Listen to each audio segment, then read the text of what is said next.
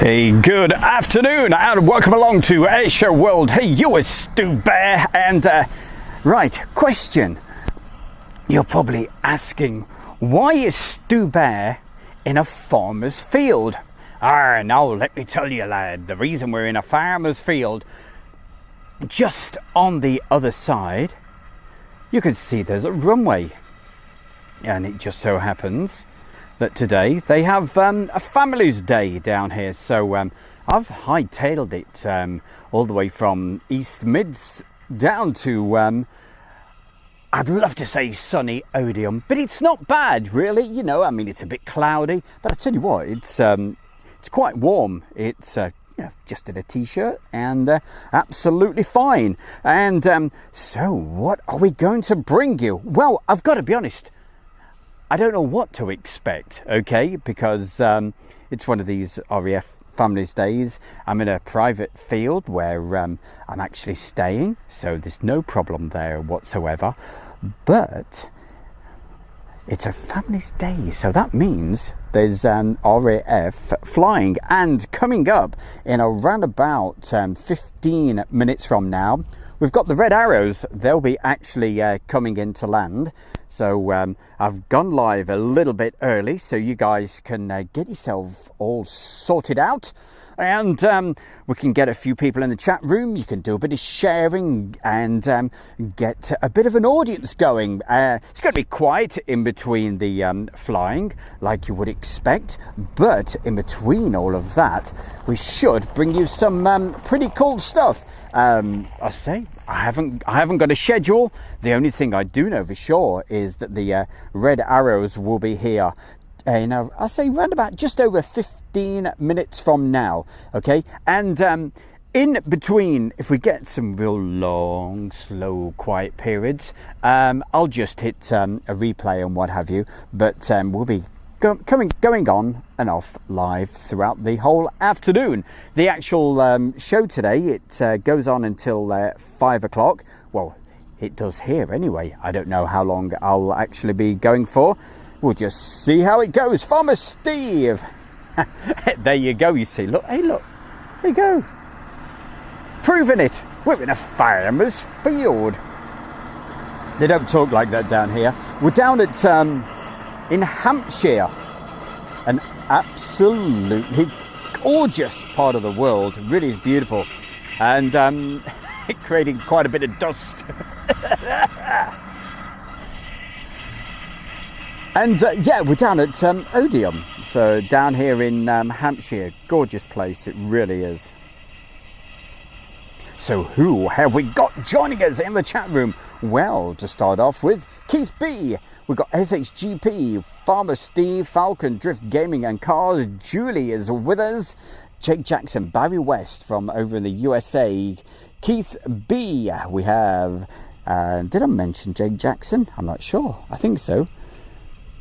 We've got, Vistanti, KKK, whatever that means. Andrew Smith, good afternoon, everyone, he says. Yep, it certainly is afternoon right now here in the UK. Down here at Odiham, it's just after 12:15. Also, Xyrox, hello to you. Keith B, yeah, and Lee Horton, Aviation. What was that? Aviation in every way. And Tom Hicks. And no doubt lots more people will keep on joining us as the afternoon progresses. So, hey, I know, as I said at the moment, you're just looking at a field, but in between all of that, we'll be, as I say, hopefully bringing you some aircraft. The Chinooks have been in the circuit. I'd have thought they've probably landed for the moment, because what they've been doing all morning is literally taking the RAF families up and flying around and doing a circuit. So very, very nice. You can't fault that, can you? Thank you very much. Don't forget, guys, make sure you share the link, and we'll get as many people enjoying this and watching as possible. And it'll be great to have your company, everybody. Lee Williams, and also we've got Philip Sawyer. Smith. Reds just flew over Lincoln. So the red arrows are on the way. So how long will it take to get from Lincoln to here? Probably only around about 20 minutes. Took me around about just over 3 hours to get down here. So they're certainly going to do it a lot quicker than that. Callum Fisher. Hello, Callum. Saying, yep, the red arrows are just taking off. Excellent. So they'll be here. Right, and in theory, let's do a wide-angle view. And I've got some company. We've got Tim. Give us a wave, Tim. There's Tim down there. So this is the lay of the land, as you can see. And just over there, that's your approach lights.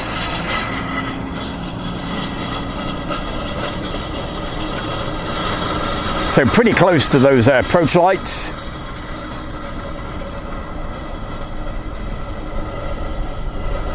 And there is the end of the runway. There's a control tower. Excuse me, somewhere around about, let me have a look. I think it's just on the other side of those trees just there. And also the main base is behind that section there. So this is where I'm actually going to be filming from today. I haven't got a clue if it's going to be any good, but you've got to be in it to win it, as we say, and we will find out. So while everybody is gathering and we're just waiting for the red arrows to actually arrive, what I'm going to do is just hold on just a moment. Let's see. Lee Williams, hello to you. Hi, Stu Bear. We also have Steve C. Good afternoon, Stu, and everyone watching from a sunny Basingstoke just down the road from you. Right. Hey, I came through. You got sunshine at Basingstoke. That's literally just, 7 miles away? I came through Basingstoke on the way here. So get that sunshine over here. I hope it's coming our way. Look at that. It's Basingstoke, isn't it? Yeah. Well, we've got Steve C. He says it's sunny over in Bay. That's the nearest town, isn't it? About 5 miles. Yeah, of course it is. Bring it over here, mate. In fact, as I was driving through Basingstoke, you could see the Chinooks, and you've probably been watching them all day there, Steve, going over the top. And he's got cheers and beers. All right, bring the beers on, mate. Phil Tovey is with us. He's over there in Warwickshire, Raffles, with 3 6s.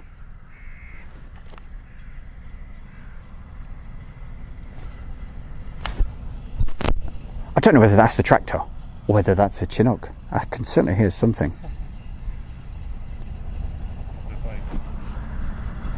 Is there a Chinook heading our way? Can you? I think I've seen one in the distance. Yeah. Okay, well, I'll get Tim to keep his eyes open, and as soon as we see a Chinook, we'll point the camera in that direction, and you'll see literally right over. They come right over the top of our heads just here.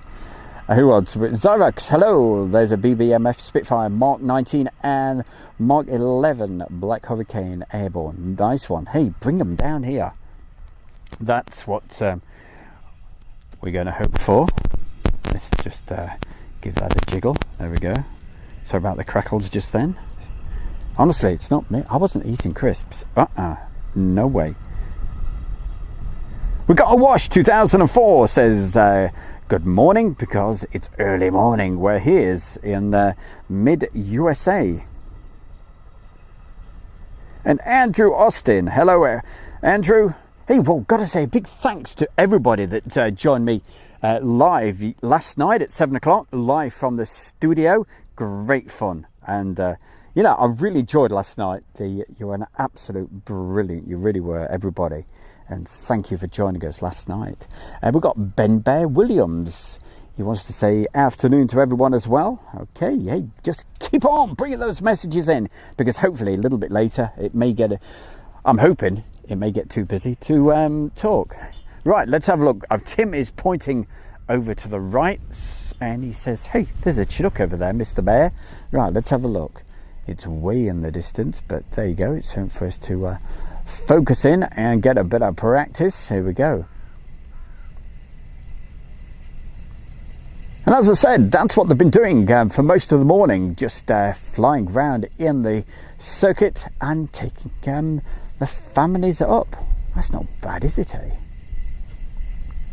I'll just go on a wide angle just for the moment so you get a full idea of how beautiful it is down here. It's absolutely, totally in the countryside.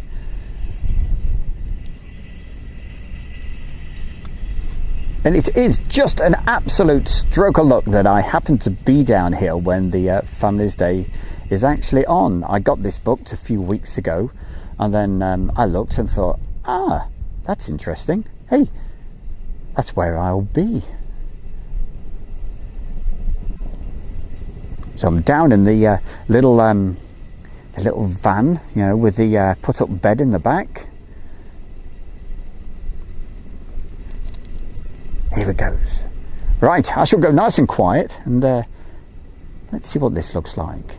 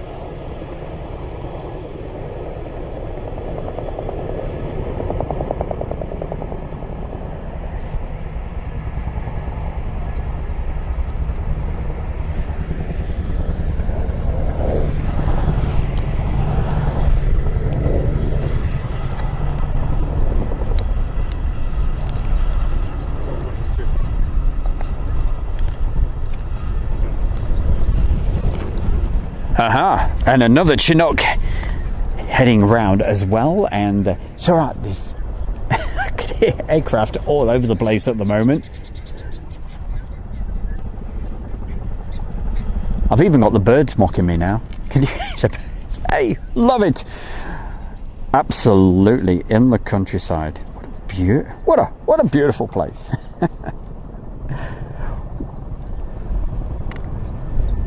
Hey, I need to send a couple of messages I promised I would send some messages to some folks, let them know that we're actually live.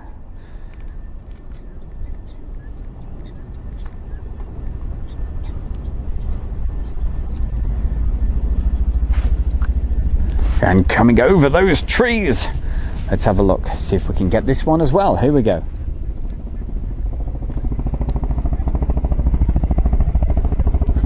And as you can tell by the last one, right over the top of where I am standing.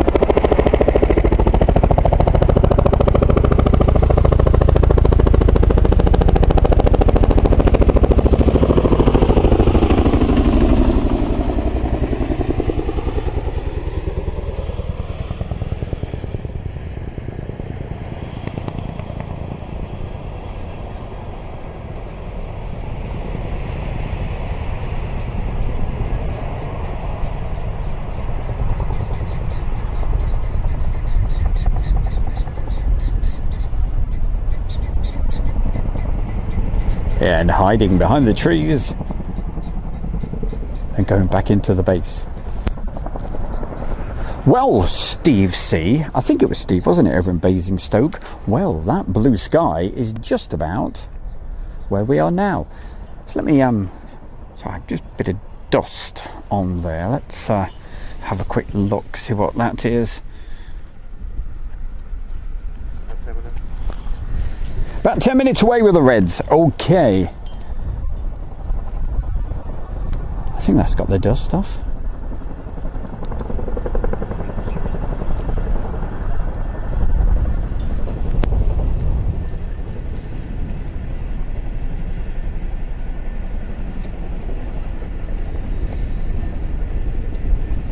keep the messages rolling in the chat room. I will give a few more folks a mention in just a moment. A couple more messages to send out. Let's check.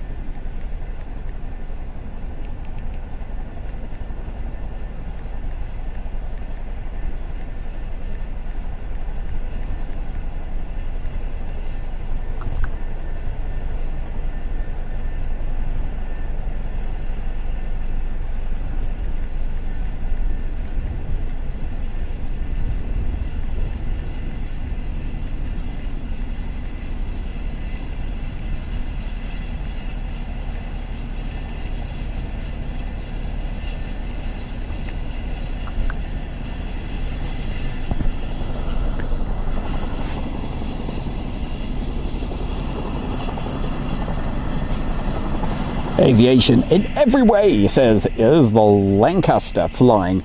Well, I've got Kirk was telling me it should be taking off today from Duxford, but hey, I don't know whether it's got mind you, of course this is an RAF base, so it probably wouldn't need the display authority.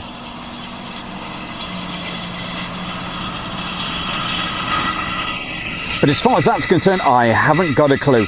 I don't know. I've no idea what's turning up today.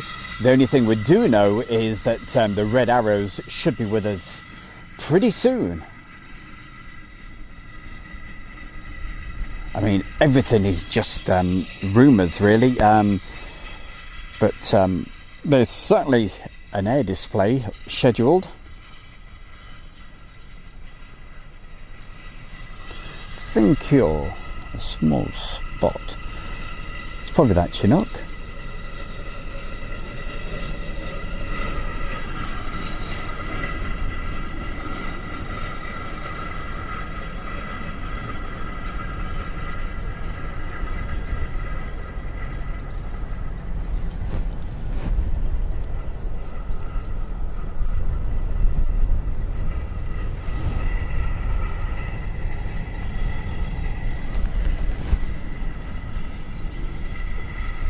Do a couple of setting checks before we get busy. Right, that looks all good.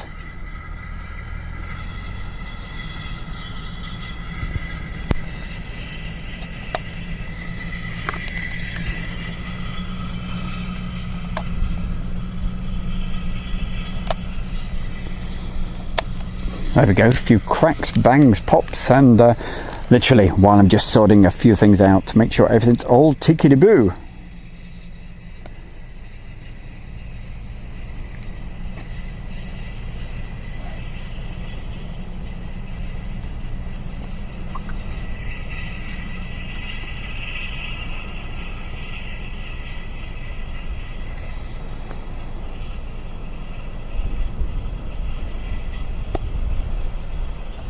We got our friends from Airline is Live. Hey, it says, hey, Julie.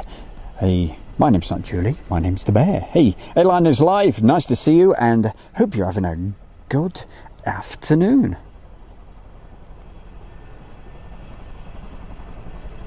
We've got Jim Bob. Hello, Jim Bob. DB Ms. Back Boys.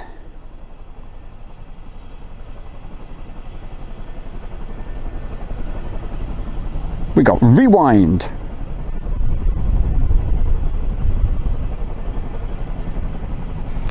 Right, okay, I'll have to do something like that sometime, just to let you know the sort of kit we use and what have you. Alright, I'll think about doing that. I've been meaning to do it for a long time, never get round to it. Tony, hello Tony.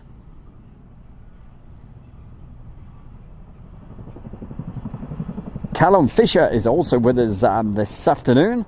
Chris Long. So the gang are certainly gathering. Everybody, great to see you. Great to have your company. Let's move the camera along and should see a Chinook just above those trees. There we go.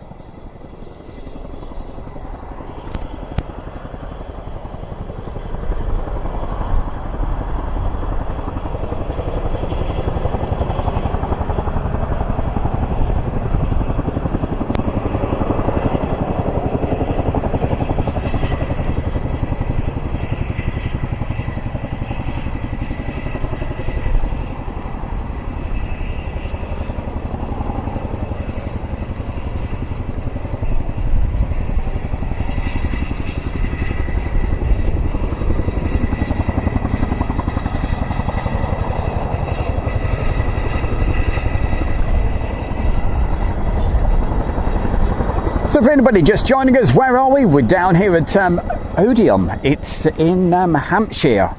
Again, beautiful, gorgeous part of the world. I've never seen so many trees. They're everywhere.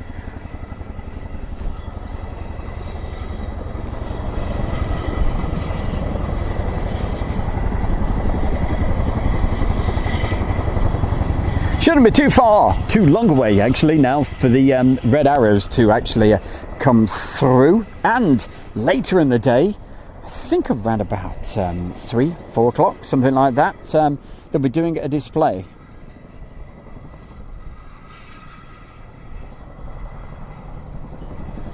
And Tim is definitely keeping his eyes and ears open, so give us a yell if he sees the red arrows. We'll get the camera pointed in the right direction for you so we don't miss that. We'll slightly lose them for a second behind there's some trees right next to me, but it's really about the best spot that I could get for this particular live show today.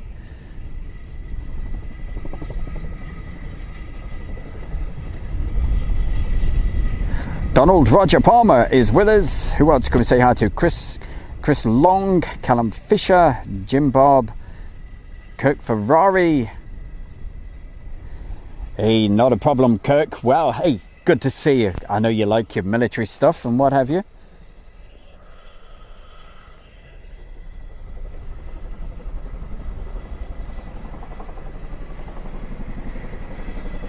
David Williams, thank you for joining us as well. Marjolaine. And all the wild animals that are here. In the long grass and what have you. Hey, well, the corn's been cut. If it is corn they've been cutting anyway. Probably a bit too early for corn, isn't it? But anyway, these crops have been, they've had the combine harvester out recently, and there's a vehicle, well, there's a tractor at the moment going round, and about 1 minute.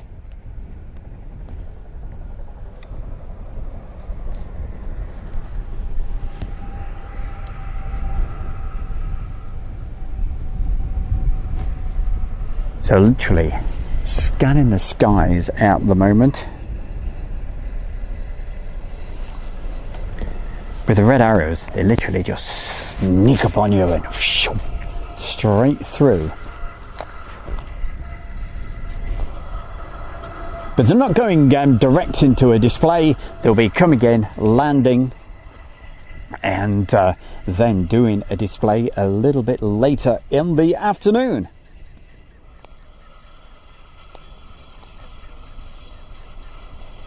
And really, that's about the only information I have as far as the flying's concerned. I know they've got a flying schedule, but I honestly do not know what it is. Sorry, last night I had to keep it a little bit coy about where I was actually going and what have you, because I didn't want to disappoint anybody, just in case I couldn't get any internet, because when you're in the middle of nowhere, you just never know. Are we going to get internet, or is it going to be absolutely one of these dead spots? But it certainly seems like we're cooking with gas at the moment.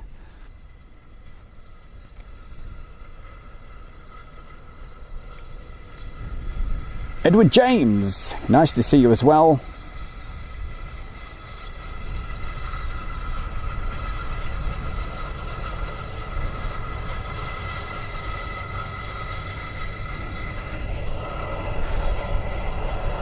And also hi to Dickie and McVitie. Hello, my boy. Good to see you.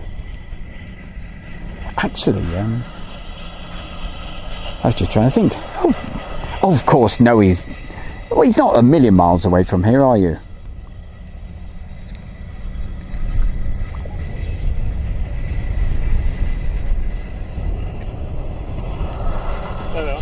Right, which way are they coming? Directly towards us. Right, let's see. You've got better eyes than me, my man.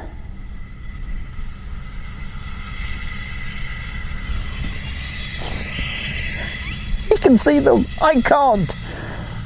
But the camera's in the right direction. Anyway, here we go. Coming directly towards us.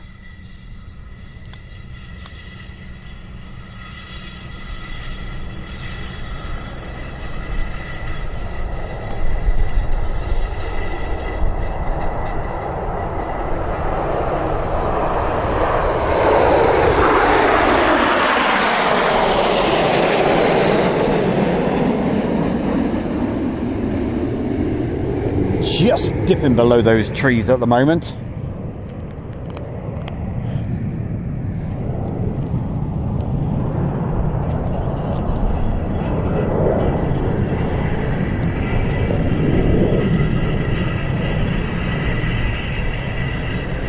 And with the direction of the wind that we've got, they should be landing literally right, very, very close to us. So I'll keep the camera pointing in that direction. As Tim is there with his camera.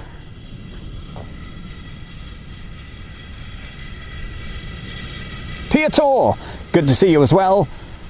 Hey, sorry, I didn't give you a mention last night in the chat room. I think you was a bit late turning up, and I suddenly went, at the end of the show, I noticed your messages. Chris, hello Chris. Aha, nice one Chris, look forward to that. Chris lets us know that in just 20 minutes from now we've got a Typhoon display. Here we go, here they come.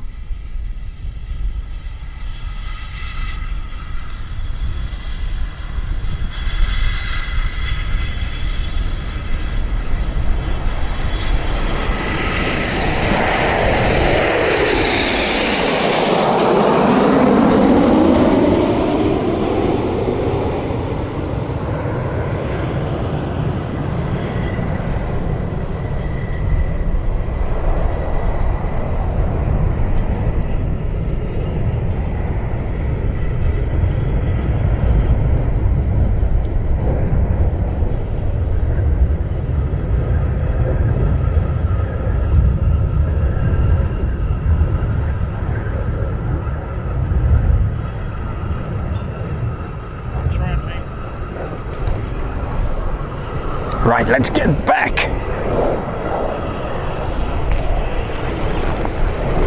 Here we go.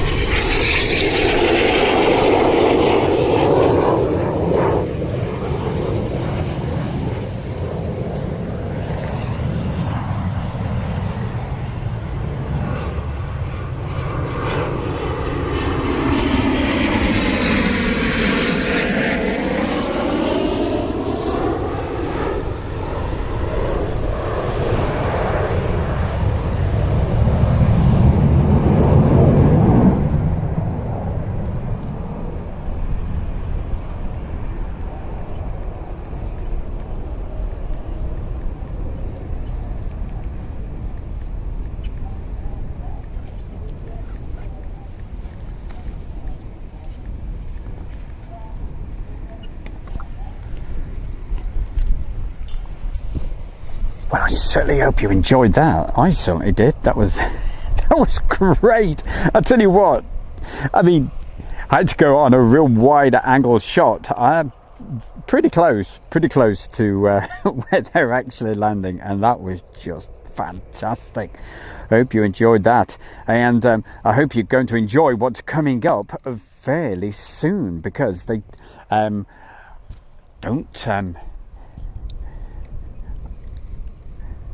don't shoot the messenger, but somebody said in the chat room at 1 o'clock there should be a typhoon display, so keep our fingers crossed with that, and hopefully we'll get quite a few other items today.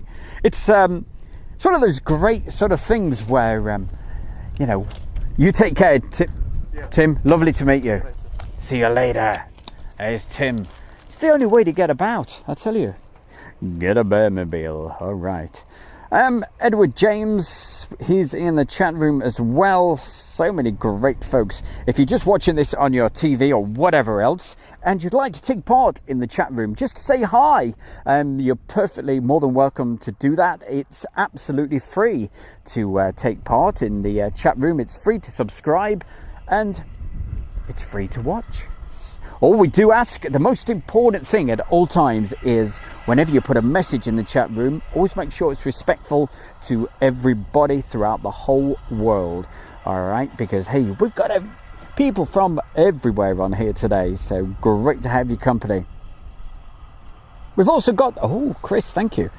He says the blades are going to be on. All right, I don't know what it's going to be like from here for display stuff, but hey, we're not too far away from the action, so we will just we will see. Hingle, hello Hingle, nice to see you. Thank you for putting the message in. Andrew Peck,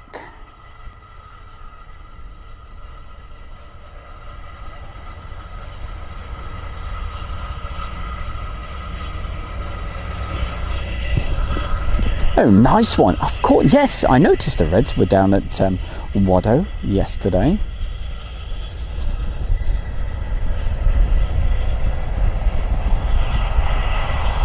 Well, that's a good old lineup.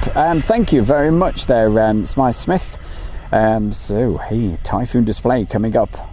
Then the blades. Chinook display. I can hear 2 Chinooks in the distance. Let's have a look at those. There's no mistaking the sound of a Chinook, for sure.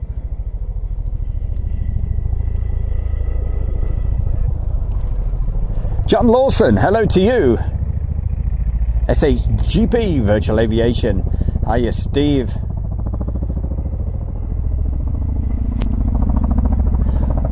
We also have Virtual Battler Britain.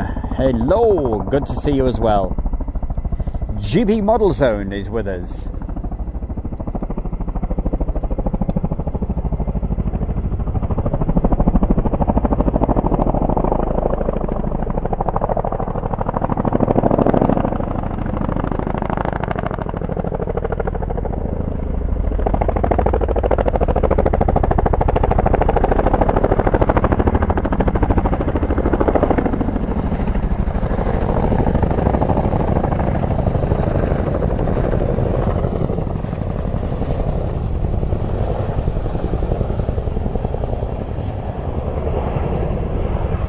Hi.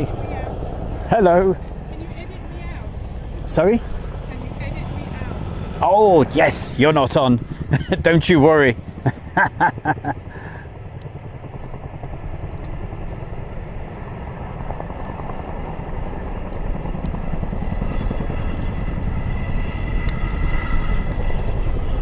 Can you edit me out? Don't worry. We're taking the aeroplanes.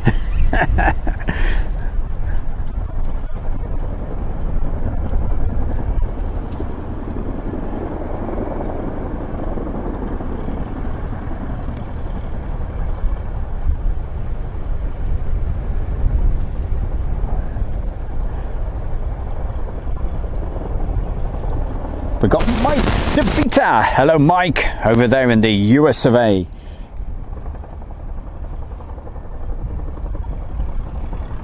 We got Highwood. I'm currently a couple of fields away and I had no idea this was happening. Brilliant stuff. Hey, well that's it. Just chill out in the field and just look to the skies and enjoy some aircraft today.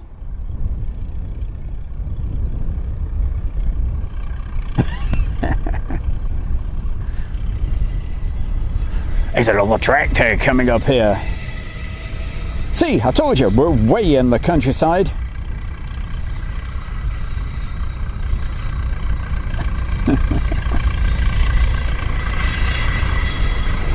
There we go. There's another tractor heading directly towards us. It's all right. I'm not on the road, so we're okay.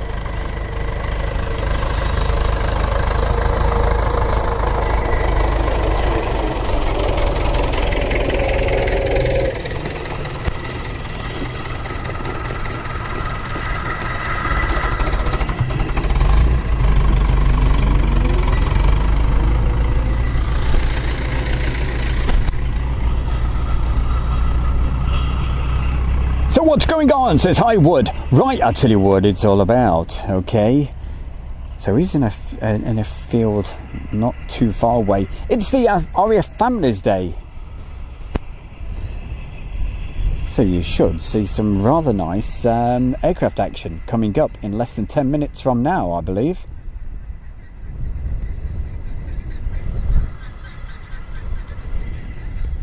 We've got tractors, the sounds of the animals, the birds, all sorts, the chatter of the bear.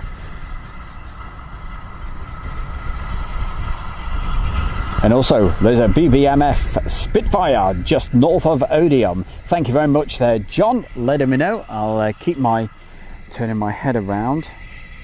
Hey Julie, can you do me a big favour?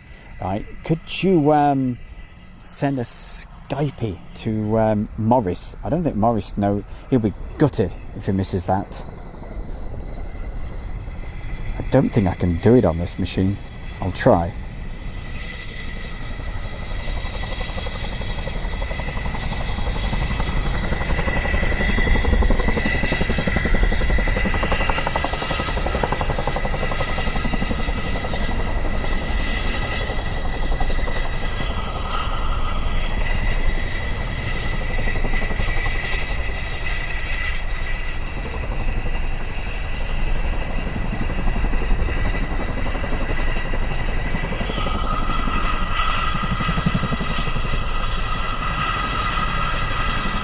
There we go, Julie. I have just sent him a message.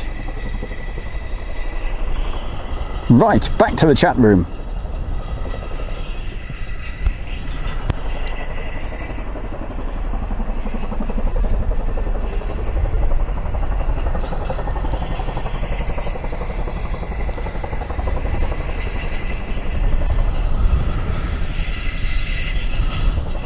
Because we definitely don't want Morris missing seeing a Spitfire. Goodness gracious, if that actually turns up.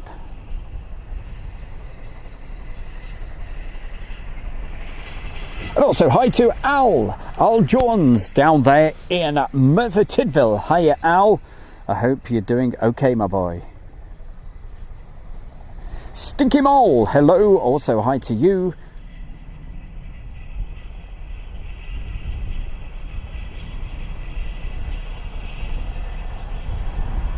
Chris Madge.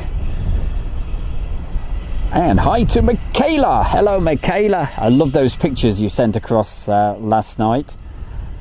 Were those cats, the black ones, were they yours? Never seen so many black cats in all my life. You made my night, I tell you. Love black cats. Chris Long. Hello Chris.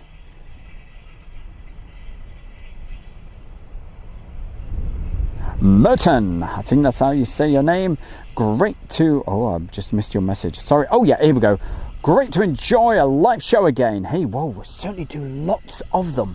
Okay, hey, where were you last night? Don't forget, every Friday night, it's Dubé in the chair from the, either the edit van. Last night, we're in the studio. So 7 o'clock every Friday night for the 60-minute show. And I think not too far away we've got a Spitfire, so I am certainly looking around and hopefully We'll get that for you very soon. Good to see Morris. I suddenly thought, Spitfire. First person who comes into my mind is Morris. So I think, right, hey, we'd better let him know.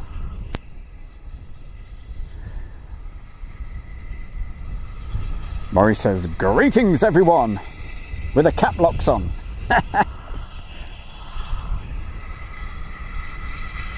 Egg custard. You're making me feel hungry now. You can't beat an egg custard at any time of day. Also hi to Tony. No, I'm not going to Bournemouth. I'd like to, but I'm going to be at what's called the Victory Show in Leicestershire.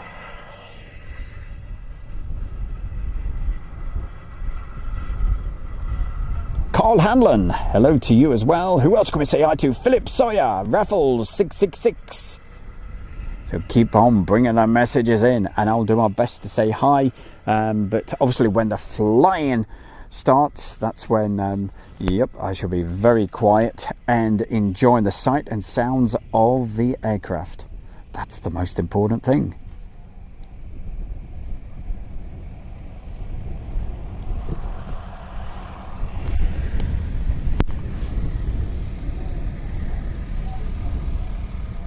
Andrew Whitaker says, greetings from Auckland, New Zealand. Certainly enjoying this well. Very, very soon, less than 5 minutes, we'll be hopefully bringing you some more action. And also before then, if I say I've not got the 360 radar running at the moment, but they do tell me there's not too far out, there's a Spitfire.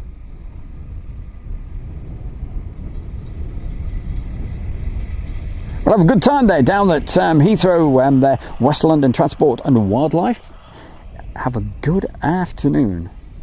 Hey, in between, if you've got your phone, you can always just, you know, come back in, say hi, let us know you're watching. Yeah, you just saw a red kite. All right, well, if I see it again, I'll zoom into it for you.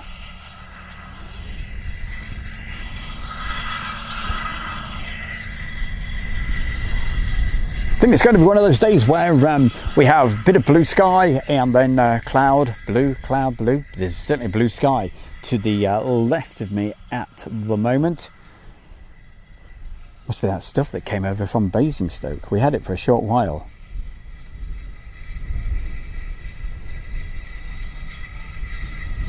Callum Fisher, hello. Also, Andy V.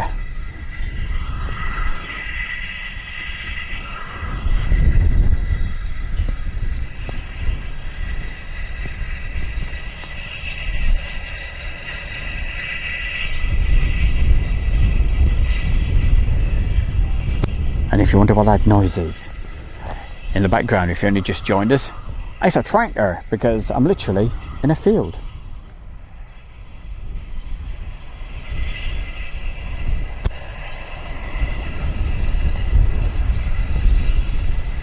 Thank you, John Robinson. Keep us posted there. Thank you, much appreciated.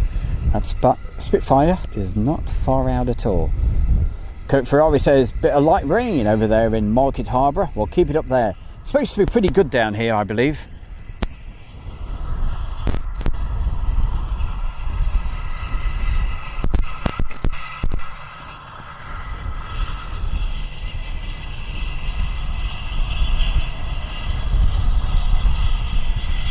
We've got Buck. Hello, Buck. He says, whereabouts are you? Yep, as Julie rightly put in, it's RAF Odiham. It's in Hampshire, down the getting towards the southern part of England, not too far from Farnborough.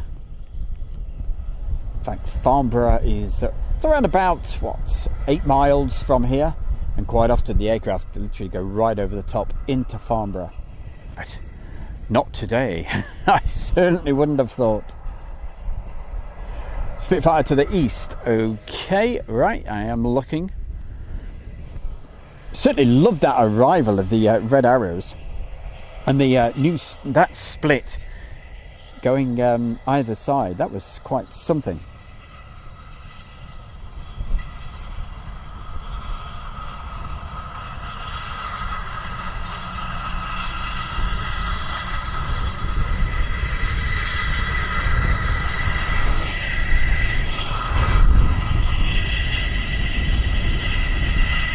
Well, if that Spitfire's coming in, it better be quick, because I know somebody said 1 o'clock was the time for the Typhoon display, but certainly can't hear anything at the moment.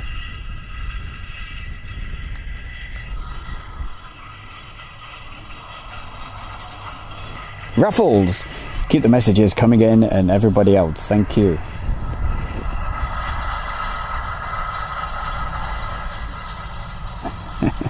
Hey, I'm on holiday right now. Yes, this is a holiday.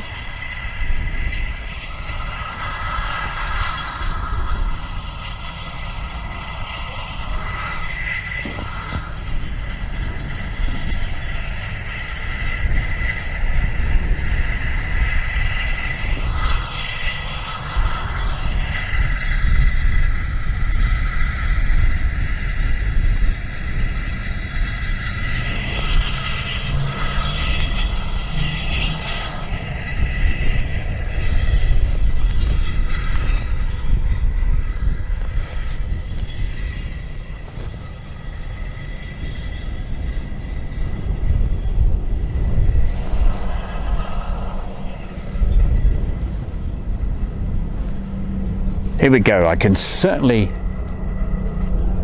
Right, I think we're just over here. Just behind those trees. So any second... There we go. You're over there.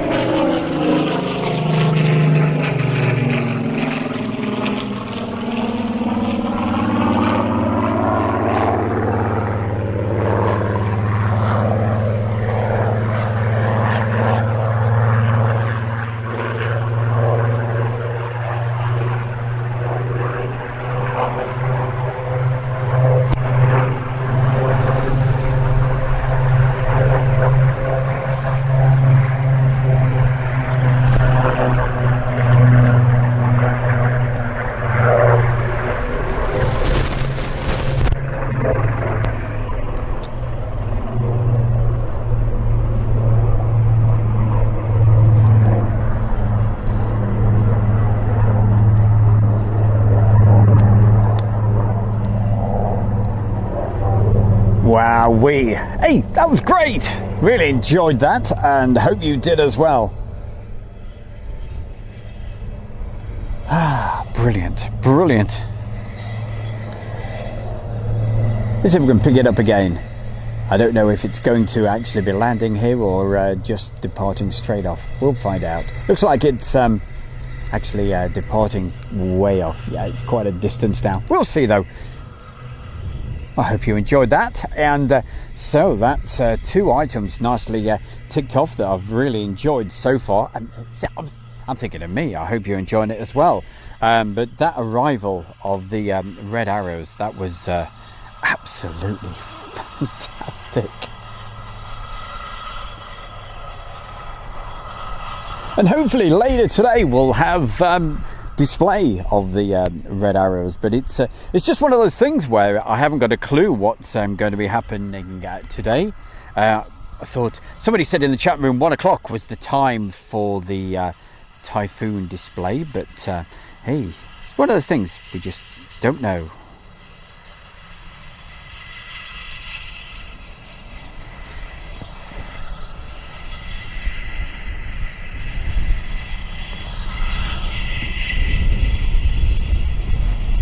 But what a gorgeous day now. The sun keeps popping out every now and again. Bit of blue sky, which is what I've got right now with a bit of sunshine.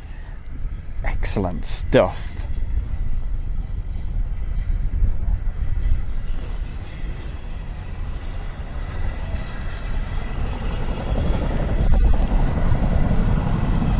And I'm sure you can hear that familiar waka waka sound.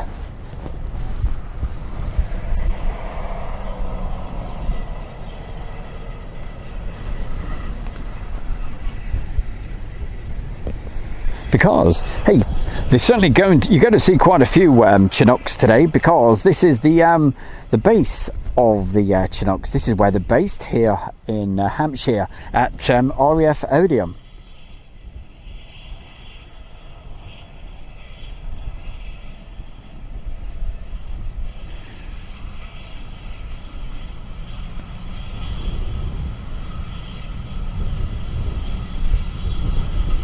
Thanks, John, letting us know that Spitfire's bugged out and is heading south. Thank you very much. Yeah, it's this microphone, it's just crackling a little bit, but I think I've got it back in now. I think we're okay. Thank you.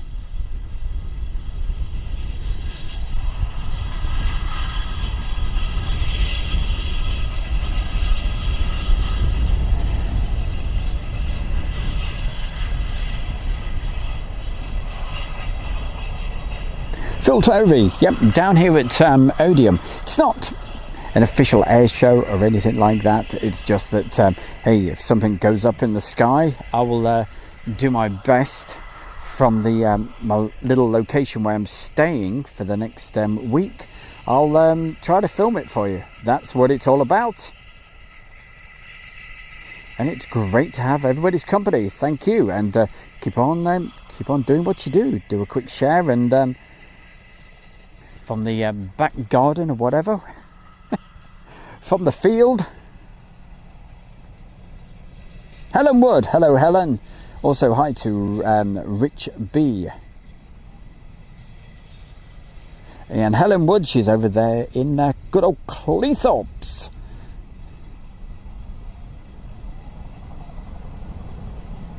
Also hi to Ross.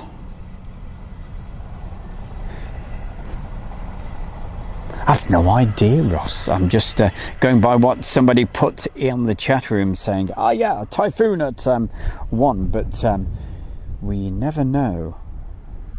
Certainly can't hear anything at the moment. Keep hearing the odd Chinook.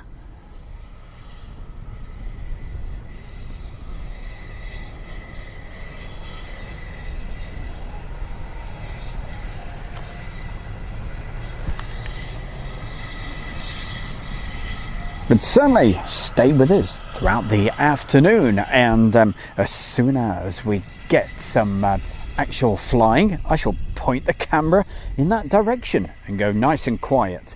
But in the meantime, just while we're waiting, yeah, just have a chat in the chat room. It's you're more than welcome.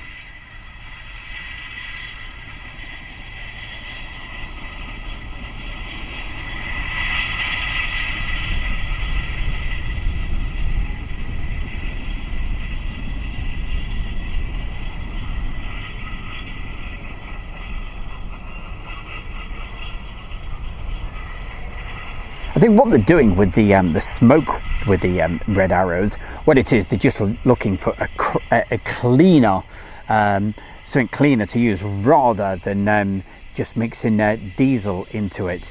I know some of the display teams use a cleaner, more environmentally friendly thing. So I think they've just put it out to companies and saying, hey, yeah, what can you come up with? So, but certainly they'll be keeping that smoke on.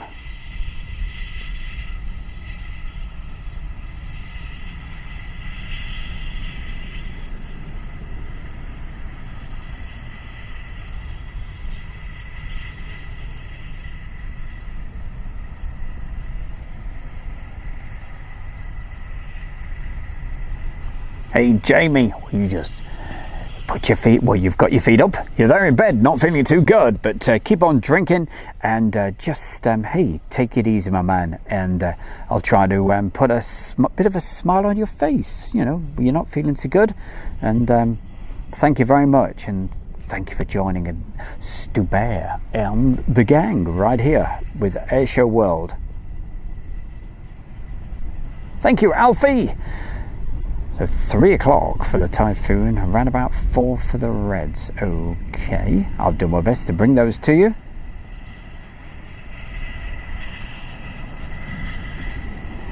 Oh, Dean, nice one. Wow, your dad went up in a Spitfire yesterday. Absolutely wonderful.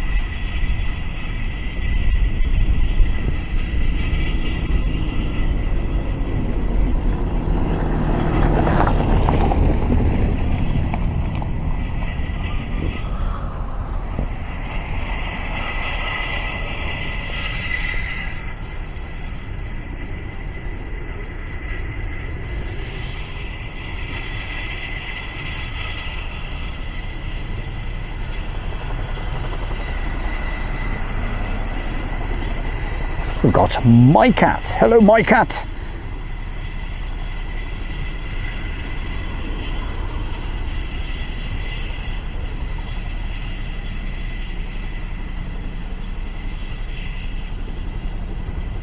Also, hi to Hazel Harding, Andrew Smith,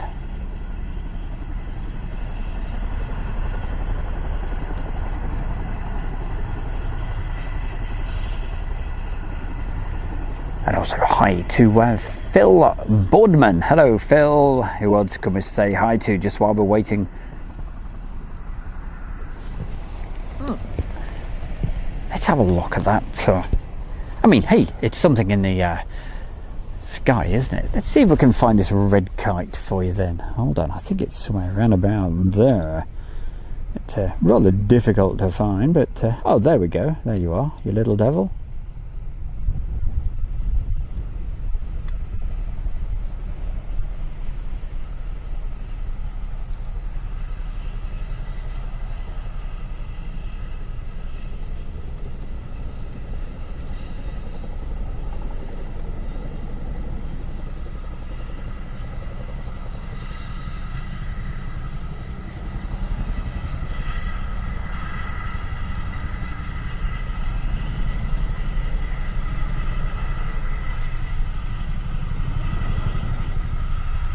There we go. You see, I told you we're way lovely in the countryside.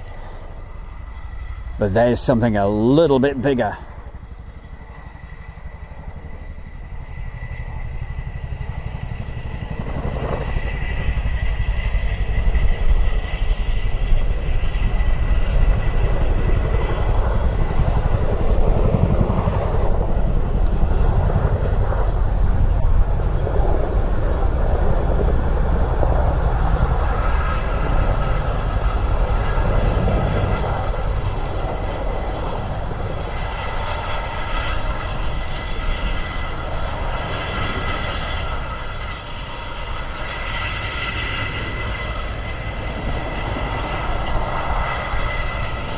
And as it disappears behind the trees, we'll keep our eyes open for when that comes back.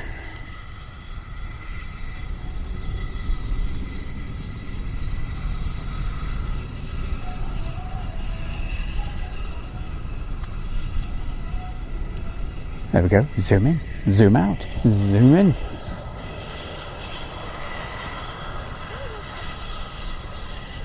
Hey, the boss has just turned up. I better behave myself.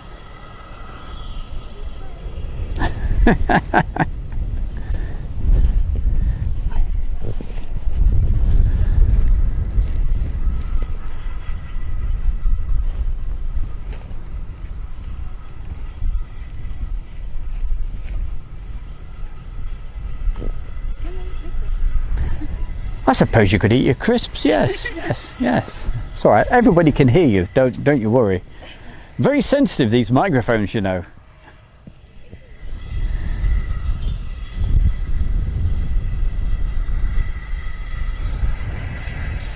In fact, I tell you what, I've got a my crisps and my sandwich or something in the morning, in a moment.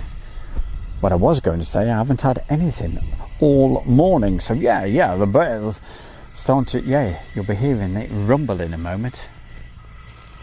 So I'll tell you what I'm going to do, I'm not going anywhere as far as, we're not going off air, don't you worry, but just while I have a quick brew, don't forget, keep getting the tea, you know where to get it from, the Kent and Sussex Tea and Coffee Company, get the 15% off, simple as that, and you help Airshow World grow. But it's so simple to do. All you got to do is just use the code. The code is Airshow, AIRSHOW, all one word, uppercase. The link is under the video right now.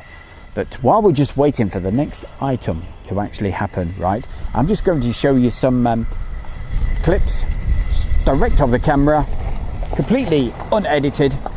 So don't expect any miracles or anything like that, okay? And I'll say we're going to find you some military stuff, okay? But as soon as, right, I've had this quick brew, I'll be back with you. Or if anything is flying in the meantime, okay? So don't worry, you're not going to miss a thing apart from me feeding the face. Here we go. Stay with us, don't you dare go anywhere.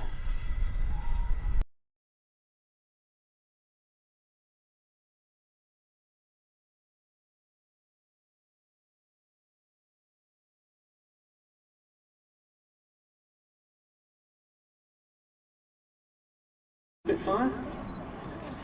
I said 9 DH-82A Tiger Moths have assembled. Well, that's not strictly correct, because one of them is indeed the very rare DH-60G3 Moth Major variant that we've been delighted to see as part of this team for a number of seasons, and is indeed back. Pleasure to be back here again after an 18-month break since we last had a major show.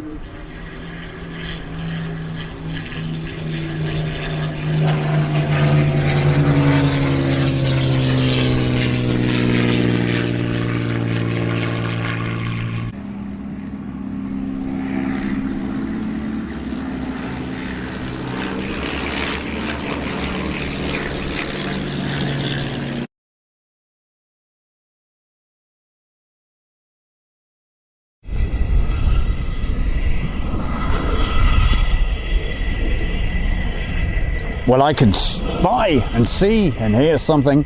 I haven't got a clue what it is yet.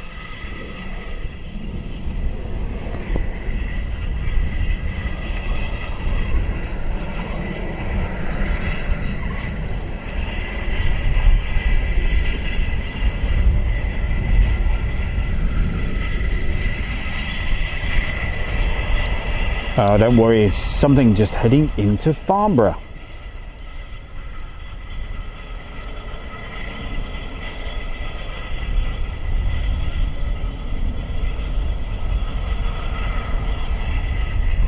It's all right.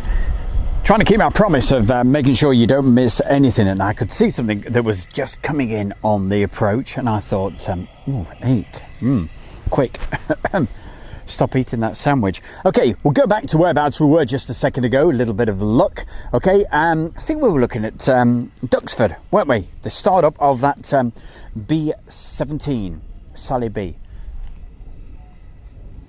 So yeah, I'm just checking there's no aircraft. I can't hear anything, so I'll say we'll go back to that, and but we could be back literally in seconds time. Okay, hope I can get this sandwich. Here we go.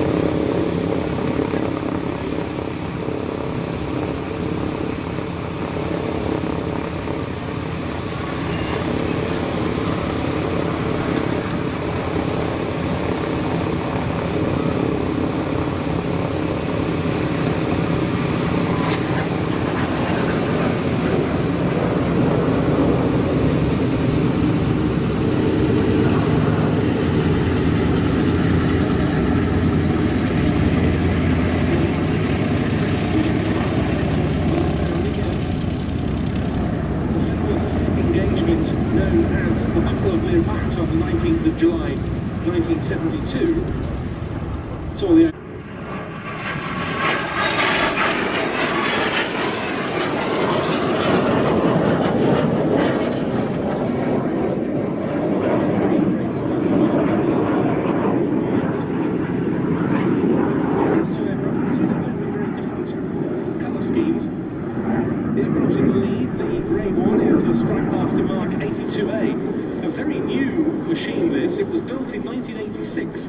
because the Omanis took their strike masters in 2 batches. This was part of the second. The other one is actually an ex-Royal Saudi Air Force aircraft, a Mark 80A. The fuselage comes from a Mark 80A as supplied to the Saudis. The wings, however, come from a Sultan of Oman's Air Force Mark 82A variant, and those wings saw service on a strike master that was engaged in the Battle of Mirbat.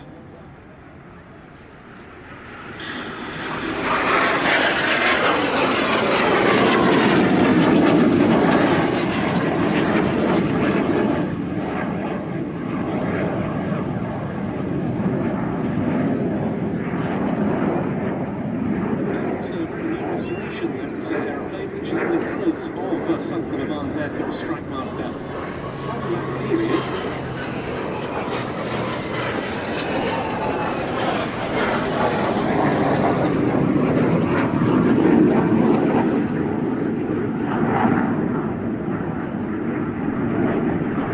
North Wales Military Aviation Services, which operates these aircraft, restored that aeroplane over the course of 14 years. And it took to the air at Harden in July 2018.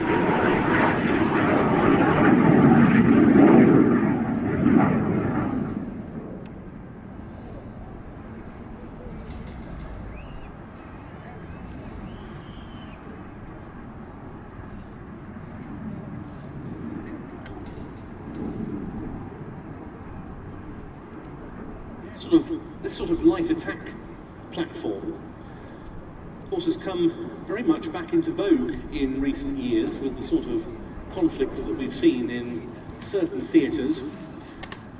The need has been identified for potentially the use of lower cost attack and close air support platforms.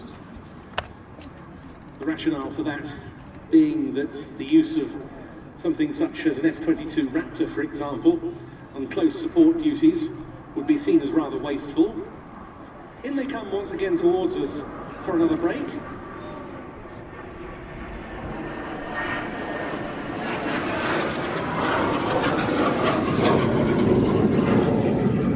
And so it is that types that could be seen as the modern equivalents of the Strike Master, aircraft like the M, that on later.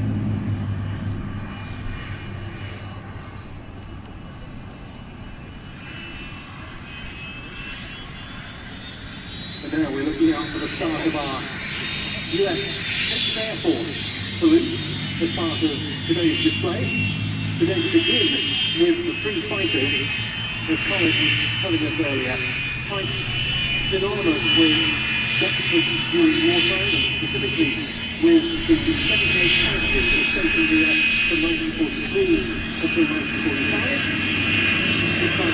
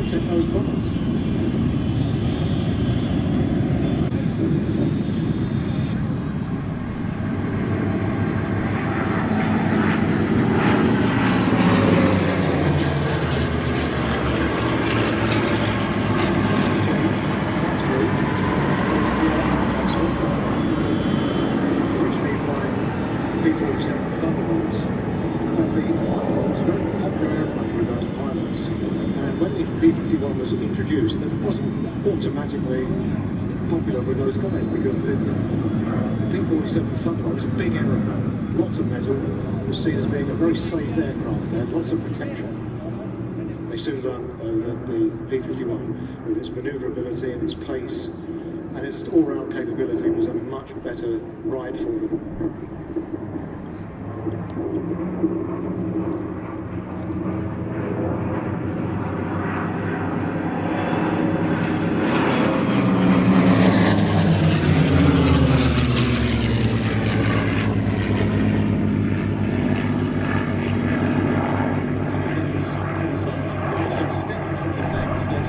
Increasingly, as the Allies gained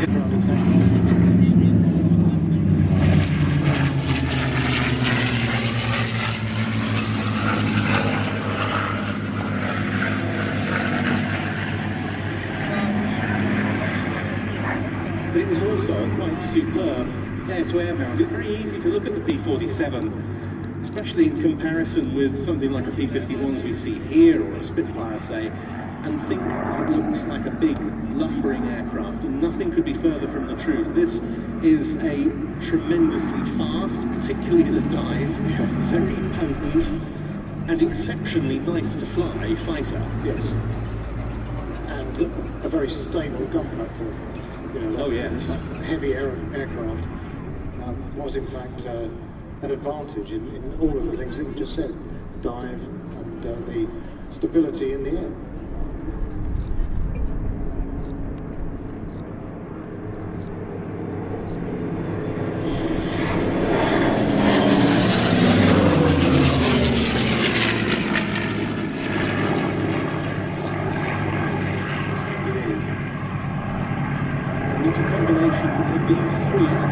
We've seen before. We've seen the P-47 in the two-seat TF-51D before.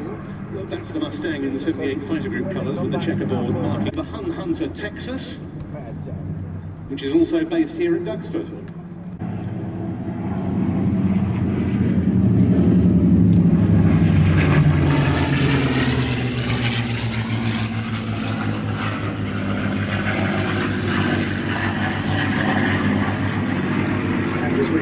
As we watch these aircraft, it's worth remembering that back in the day, the pilots that flew these in P-51s, here it is on the roll, and what a pleasure to see this again. B-17G Flying Fortress Sally B.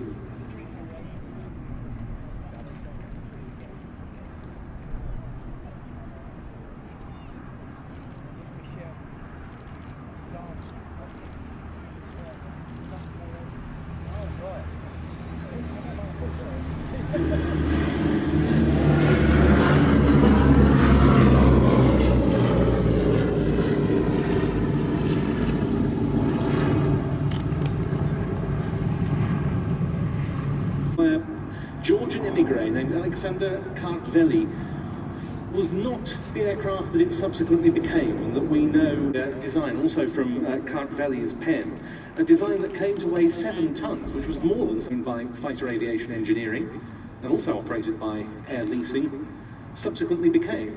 But it was an outstanding escort fighter.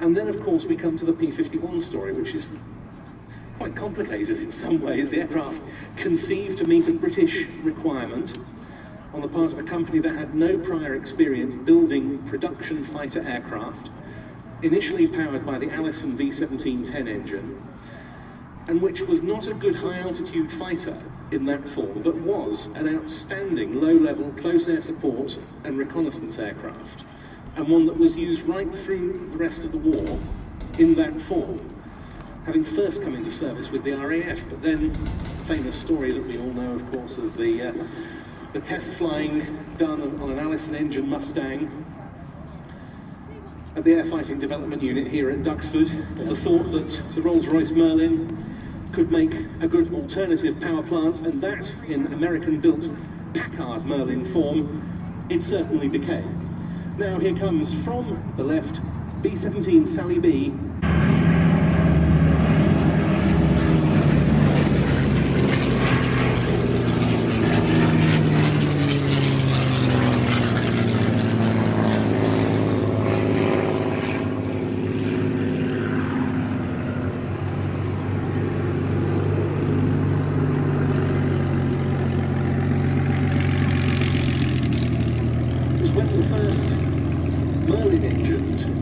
P-51 B and C models came into service with the 8th Air Force, that the capabilities of the nursery next year, mounted from the UK, were escorted by RAF Spitfire 5s, which of course were not able to go anywhere near as far as the later P-47s and P-51s were able to. In fact, of course, it's interesting that when the Memphis Belle movie starring B-17 Sally B was made here in 1989, and with filming at other locations as well, that film features P-51s as escort fighters for Memphis Belle and its colleagues from the 91st Bomb Group at Bassingbourn, but actually Spitfires were the order of the day, and earlier P-47s for those missions undertaken by that famous aircraft and its brethren.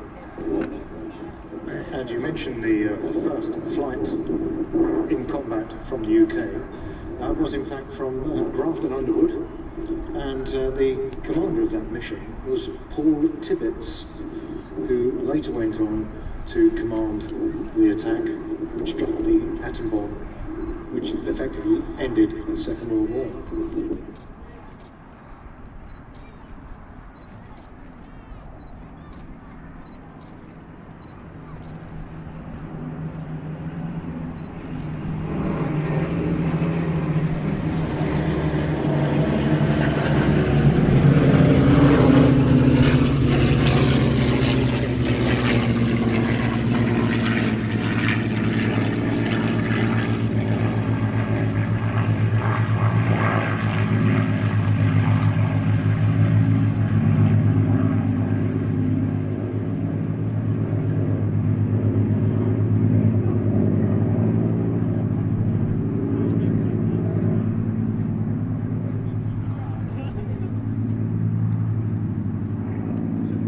So as the three fighters break away, what a pleasure to once again see a display over Duxford from B-17G Sally B.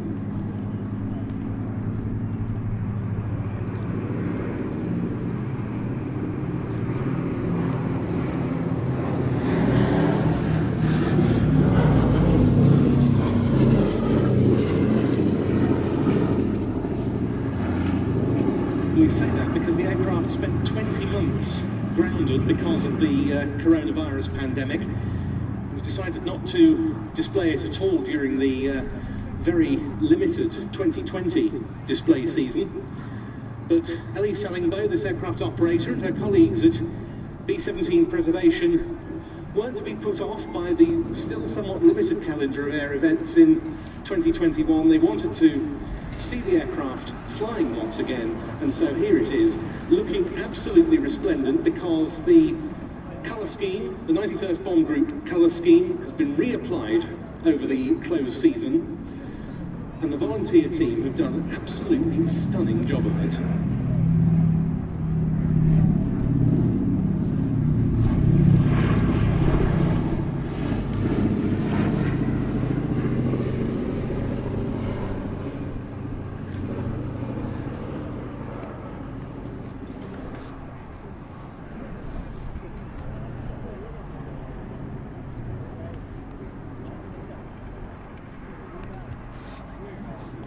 Perhaps easy to forget that this, like the P-51, was an aircraft that first saw a role during the combined Allied offensive from 1942 to 45.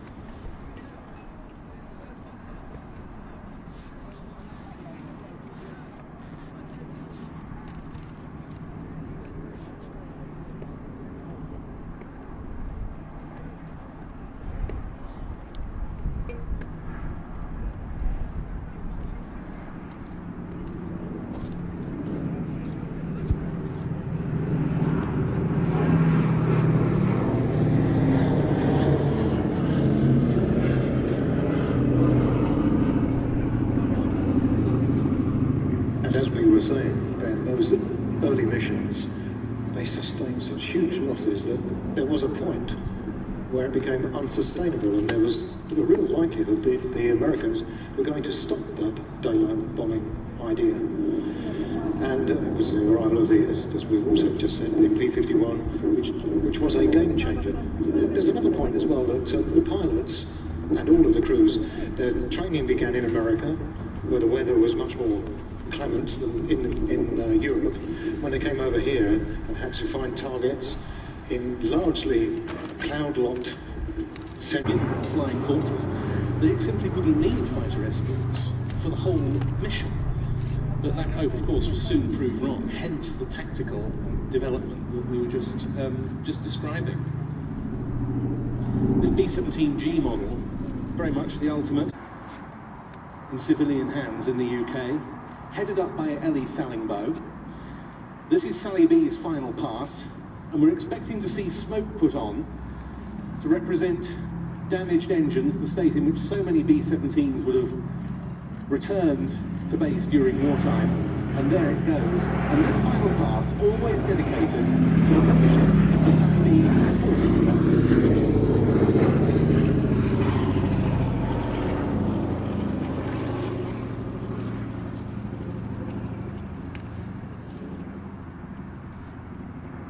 This aircraft is such a powerful flying memorial to the US Army Air Force's personnel. Just in front of it, you can see the B-17 Sally B flags flying there. Now, they'd be delighted to sign you up. There are all sorts of benefits associated with membership, or indeed you can do so online at sallyb.org.uk. Here come the fighters once more, P-47 and 2 Mustangs.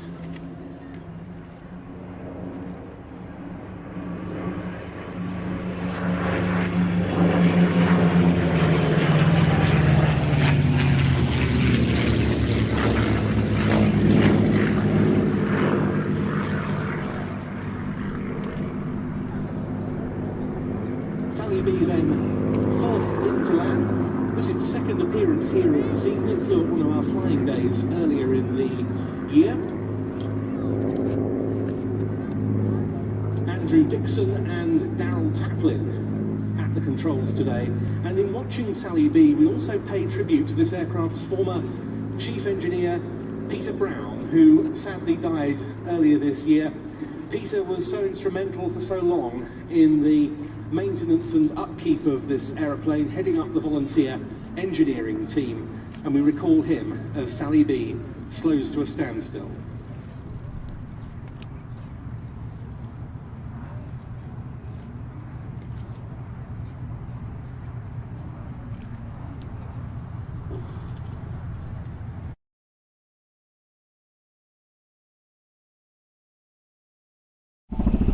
And you're back live right here at RAF Odiham with Stu Bear. Hey, good afternoon to you. Can you hear that?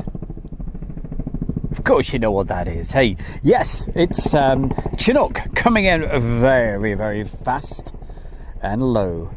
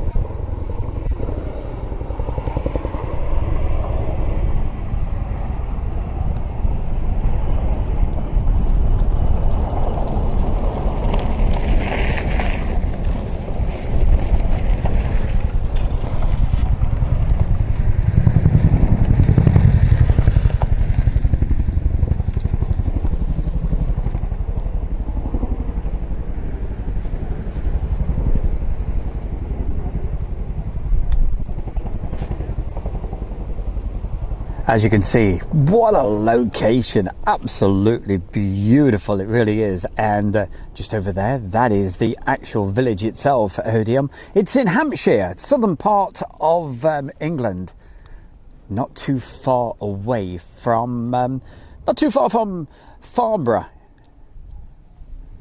And it's the home to the aircraft that we're looking at right now, the Chinook.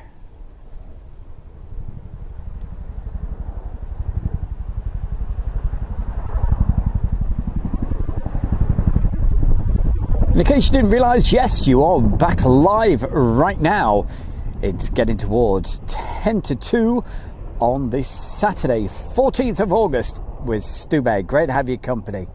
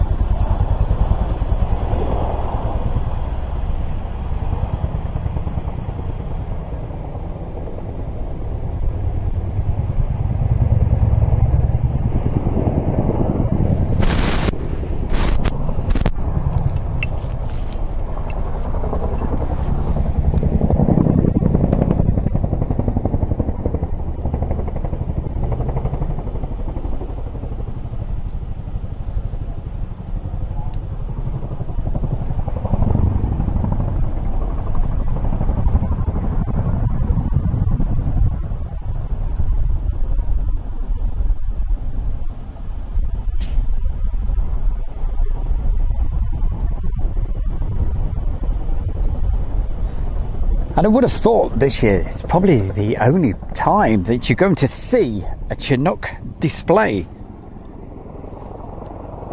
because I don't think there is an official Chinook display for obvious reasons this year. So hey, what a bonus actually being able to get to see that right here, and you're seeing it live with Stu Bear on Airshow World.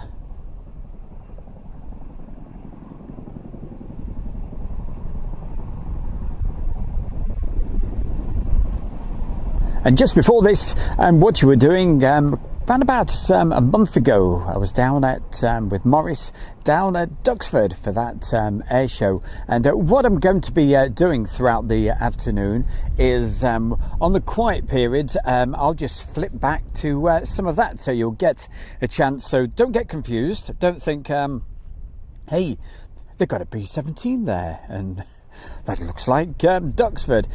So don't get confused. I'm just doing that while save you just looking at just a blank runway, because there will be gaps in between the flying. So that's basically what I'm going to be doing. So don't get confused on that. But it's certainly worth staying with us and enjoying the day, because certainly going to see some great action. We've got the red arrows coming up. Also, there's a Chinook roll demo. What else have we got? These are just things that somebody posted in the chat room. A Typhoon display as well, I believe. So it's all coming up for you. And hopefully, I'll be able to bring you the action live. That's the plan. We will just see how it all pans out. But it's great to have your company. And thank you for being with Stu Bear.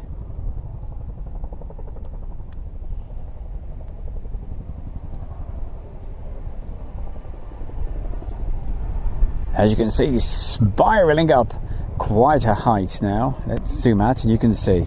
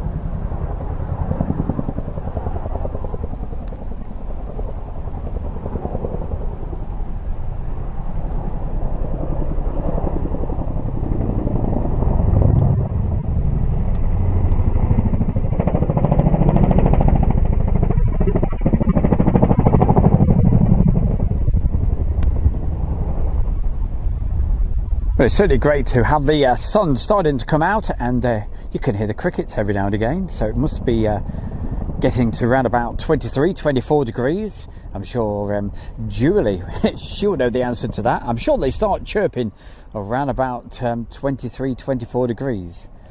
So every now and again you hear the crickets chirping away.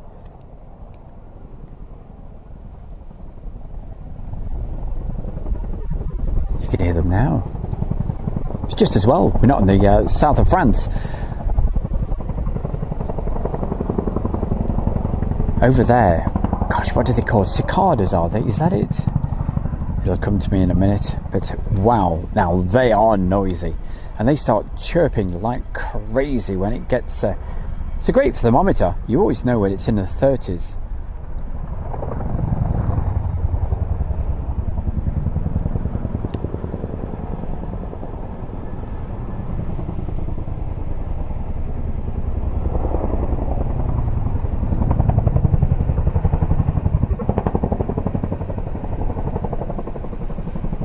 And just disappearing behind that tree. Looks like that's probably the end of its display, but there is plenty more coming up for you this afternoon, so hey, stay with us throughout the afternoon and I will try my very best to bring you some of the action and keep on talking to the folks in the chat room, and because we'll be going right back to that in just a moment, as soon as we've worked out what's happening with that Chinook. But it looks like it's landed for the moment, so let's see who we've got and make sure that we're all having a good day. Hope you're having a great Saturday afternoon, no matter what you're doing, wherever you are in the world.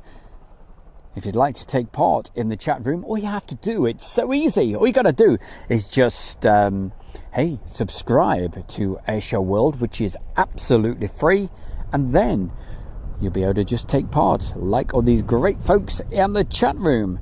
And thank you very much. Look at this, Shane Smith. Appreciate what you do, Stu. Thank you. Well, that's very kind. Thank you for the donation. That is a big thumbs up to you. Thank you so much. Because, hey, it was a long old drive down. I think I went the wrong way. Oh, the sat-nav certainly had fun taking me all over the place today, but I kept overriding it, saying, no, I'm not going to go down that little lane. I'm not going to go that way. And it's supposed to be a special sat-nav that doesn't take you on routes like that, but never mind. About 3.5 hours, but nice and early, set off very early this morning, up around about 5 a.m. You can't beat it.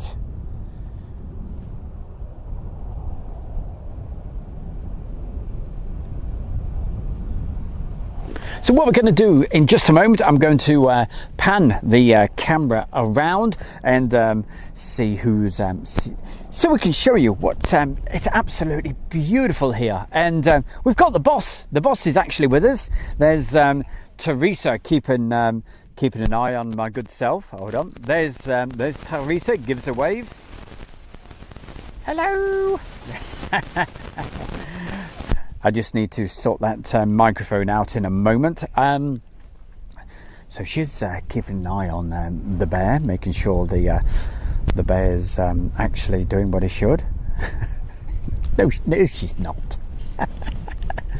And there's a few other people just knocking around. We saw Tim earlier. I think Tim's somewhere.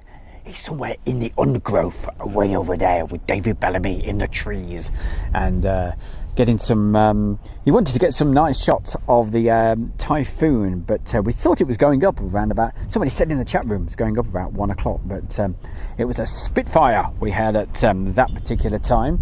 But let's have a look at this connection on here just a moment. Right, push that in there. Take that out, pop that in, move that across, and we're back in stereo. Should be in both. The left.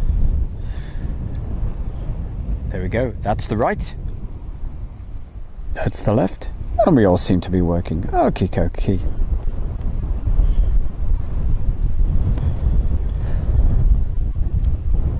So don't forget, on the quiet bits, what I will be doing is showing you a replay from Duxford from around about, well, it was 3 weeks ago, wasn't it? So expect that, so don't get confused, okay? Don't worry, don't need you lot getting confused. I get confused enough as it is, I can tell you. Chris Long! Hello, Chris!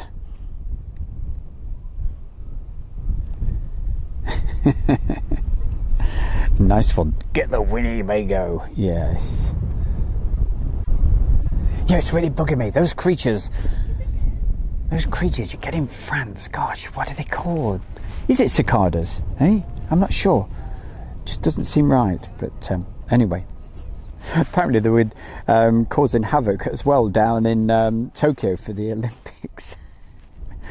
The sound of them, they are so noisy. But it's when the temperature gets up to a certain degree, around about 30, and they start chirping like crazy. Greenacres, talking about Muppets. Hey, Fuzzy Bear. Right, where else are we? We have lots of folks in the chat room, like Cara Mason. Hello, Cara. Marjolaine. We have Chris Long. Kevin is with us as well. Keith B. Shane Smith. Thank you so much, my man. It's so kind of you. And thank you to everybody that's put amazing donations into the chat room. It's you are absolutely brilliant, everybody. Thank you, thank you, thank you. All right, coming up a little later, don't forget, we've got the red arrows and also a typhoon display. Is it Family's Day, Alex Lee? Yes, it is, over at Odiham, which is in that direction.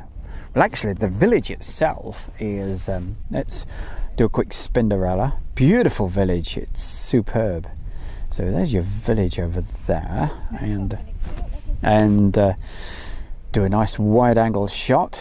See, the fields they've had the combine harvesters out, and they've been also flattening that field. Thankfully, they've done that bit for today, well, hopefully anyway. That was creating a huge amount of dust. And there we go, there's the runway, and just here, you have the approach lights. And earlier in the show, we had the red arrows arrival, which looked rather cool. If you missed that, I'll tell you what, I'm too kind. I'm too good to you guys. I tell you what, if you missed that, I'll do a quick replay of that while we're waiting, okay? And then we'll go back, if it's still a bit quiet, to Duxford from 3 weeks ago. Here we go. Stay with us. The moment we have any action here, you won't miss a thing. I'll hit the live button, okay? But keep the chat going.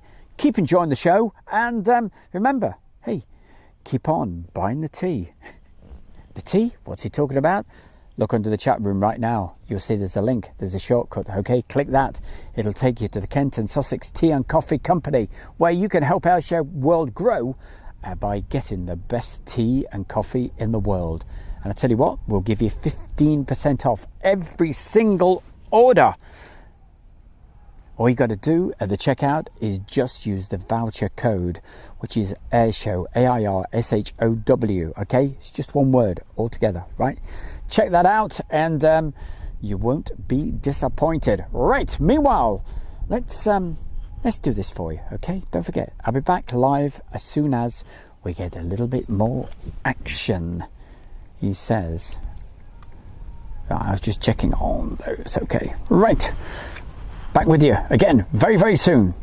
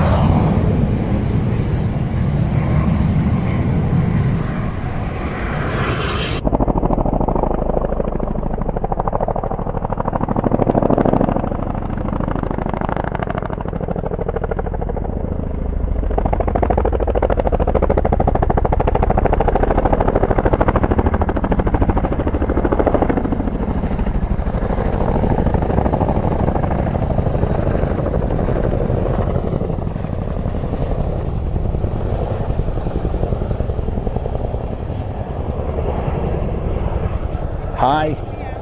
Hello.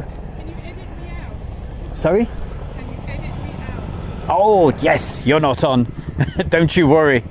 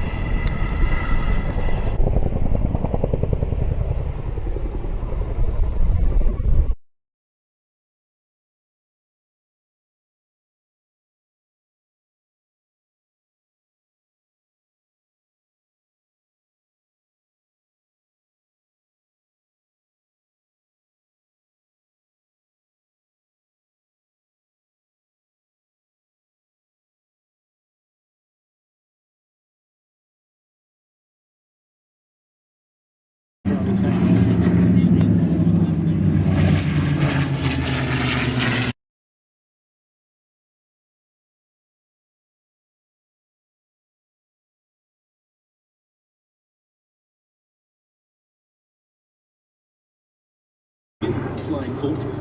They simply wouldn't need.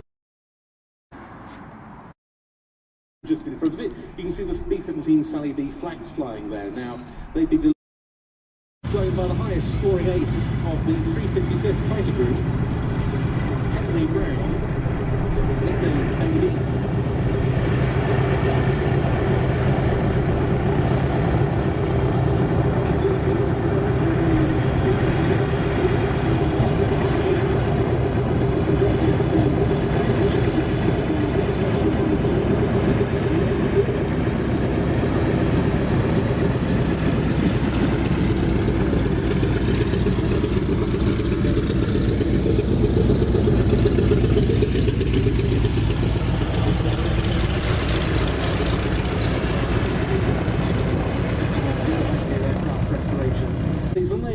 Shut down, or indeed as they taxi past, do show your appreciation to the pilots who flew that quite exceptional display by the three American fighters, both together and in concert with Sally B. First of them coming past, Richard Grace with the P-47. He was in the lead. Pete Kinsey was in the Hun Hunter Texas, the Comanche Fighters P-51D, and Dave Pulliston was in the TF-51D Contrary Mary. Thank you so much to all of them, and to Andrew Dixon and Daryl Taplin, who wore the B-17. But an accident, really, if you haven't seen it, it's little and large. One of them is a full-size Extra EA-300. The other is a scale model Extra 300. And if you see it from the right perspective, it can be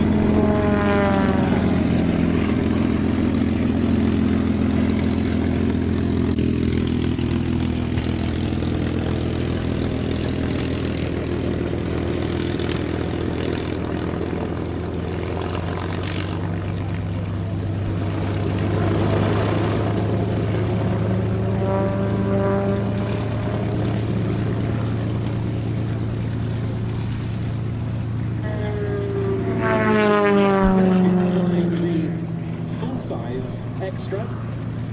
It's Mike Williams on the twin sticks of the scale model. And isn't this just the most extraordinary display?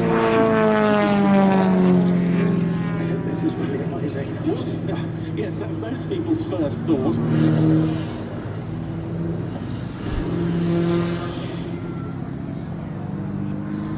The scale model 49% scale. Times, particularly with the aircraft head away from you, and pull up in unison, that the perspective is such that it is difficult to necessarily tell which is which. Clearly the pilot in the full-size model is extolling tremendous skill, but the guy on the ground with the remote control for the model, that also is tremendously skilled. You won't be surprised to hear Mike Williams, who's controlling the model, is one of the best large-scale model pilots in the UK. Multiple freestyle aerobatic and helping him with their communications and coordination is his crew chief on the ground, Gary Bevan.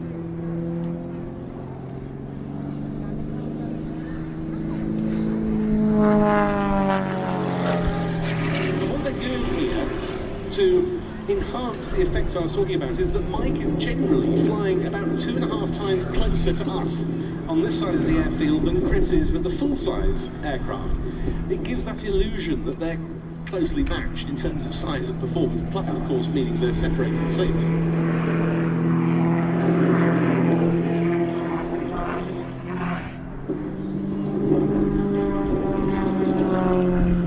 But the degree of coordination is just astonishing. It is amazing because the pilot in the full-size version, he's clearly got horizon cues. I'm not quite sure how you do that on the ground. For the model, that is.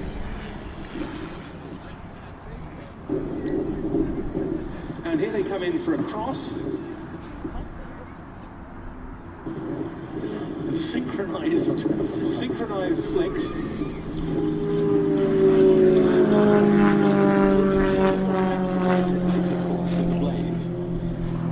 This is one of the great aerobatic aircraft produced by the West, named for its founder, the German aerobatic pilot and aeronautical engineer Walter Extra. And it's a 300S model with 300 horsepower at its disposal that Chris is flying. He's also seen him here before as a member of the Global Stars aerobatic team, and here he flies past on the right edge in opposition to the hovering model at display centre.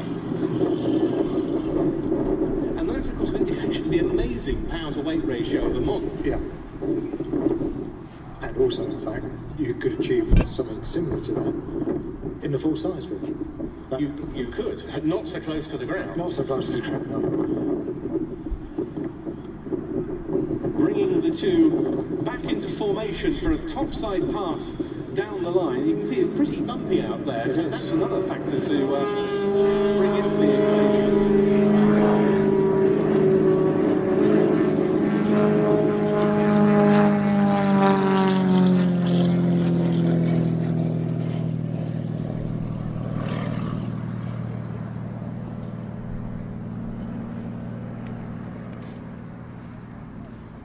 Chris Burke is a long I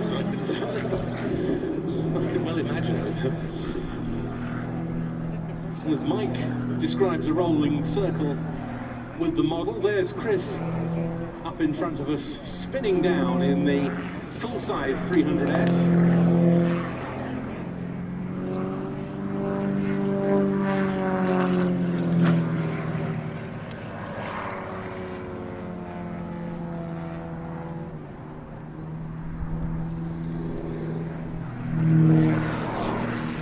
The model is made largely from carbon fibre, and it's got a 175cc flat twin two-stroke engine.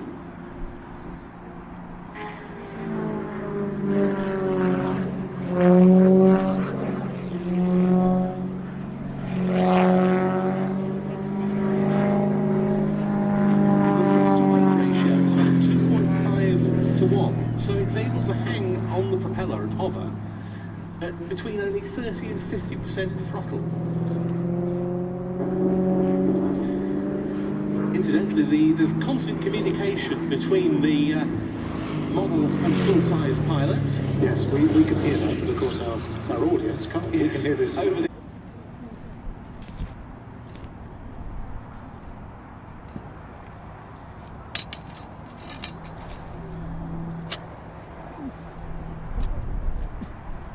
because it's not all just about performing absolutely extreme manoeuvres, the aerobatic flying in these large-scale models, because even then it could break away from you, and there are certain limits to the flight envelope that need respecting, and Mike Williams is one of the greatest exponents of that.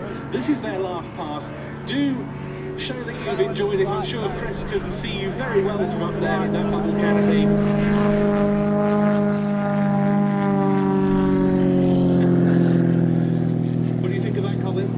It's absolutely amazing. Brilliant, isn't it? Really brilliant.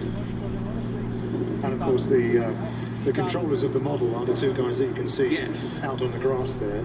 So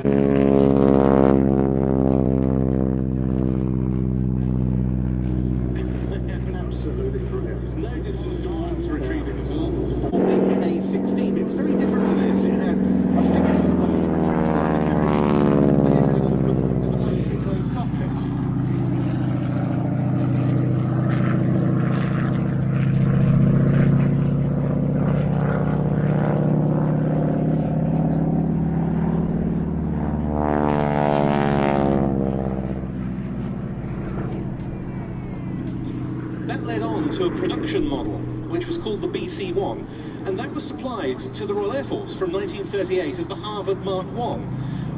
We decided to give it the name of an educational institution, it being a training aircraft, and it being an American-built training aircraft, it was the name of an American educational establishment that we gave it.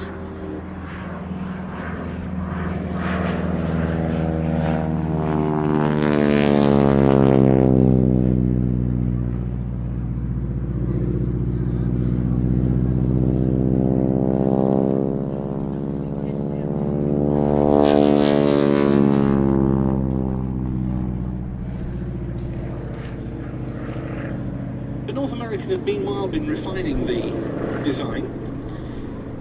They developed it into the AT-6 advanced trainer for the US Army Air Corps, as it was then, the Army Air Forces as they later became.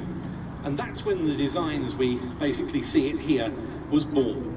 And once again it was bought by the RAF and the Royal Canadian Air Force as the Harvard Mark II. It became a mainstay of the Commonwealth Air Training Plan in Canada. And by the end of 1940, in excess of 800 Harvards had been delivered to bases across the empire.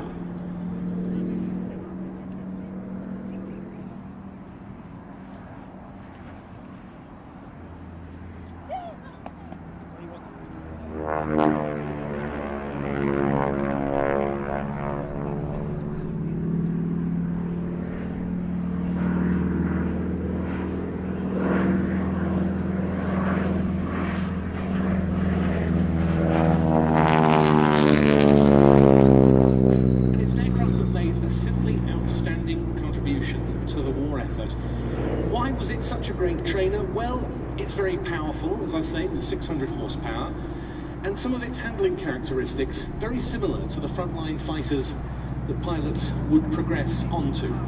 Indeed, it's still said to this day that if you can fly a Harvard T-6 Texan, as it was known to the Americans, then if you can do that well and properly, you should likewise be able to fly something like a Hurricane.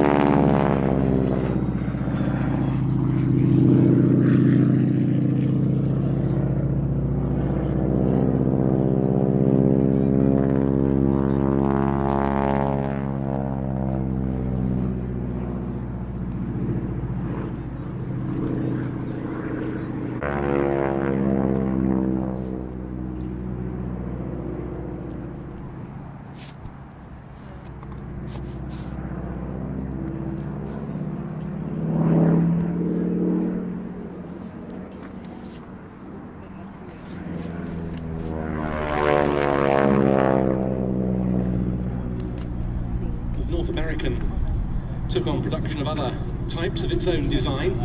Manufacturing of Harvards and Texans was increasingly farmed out, particularly the Harvard. These two manufacturers in Canada, Nordine was one, producing the Mark IIB Harvard.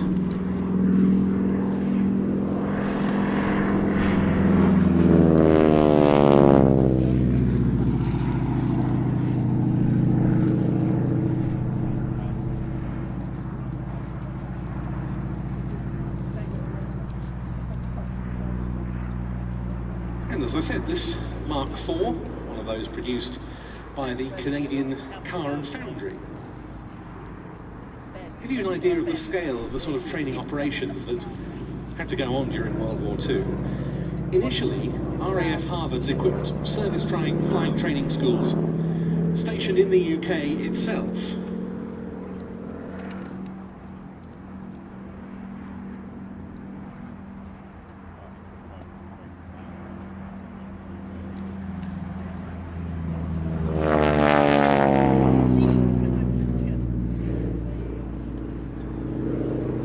But as the war progressed, there was a need to move.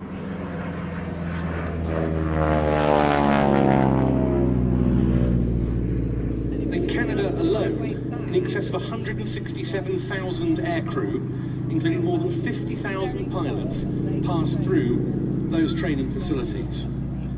Nearly 15,500 examples of the T-6, AT-6, the Harvard, or the SNJ, as it was known to the US Navy, were built in total.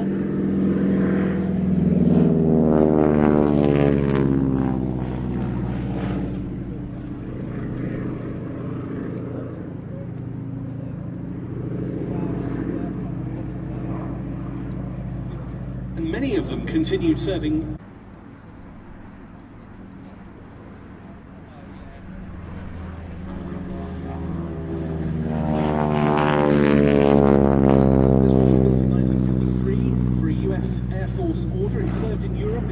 To the West German Air Arm, the Luftwaffe, and then to the Portuguese Air Force.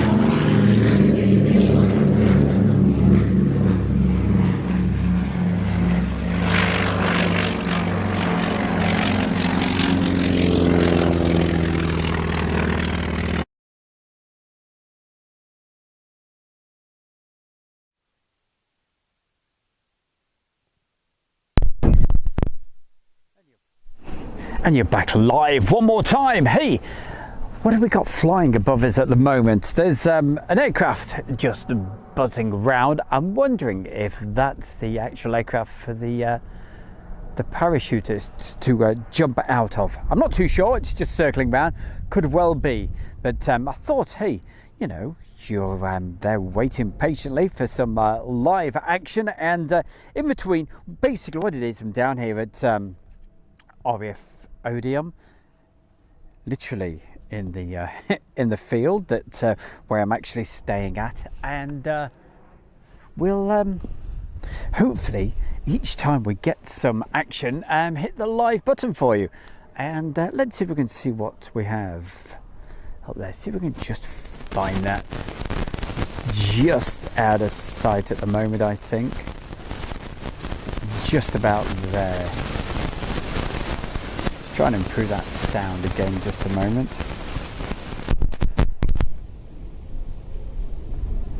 That's better.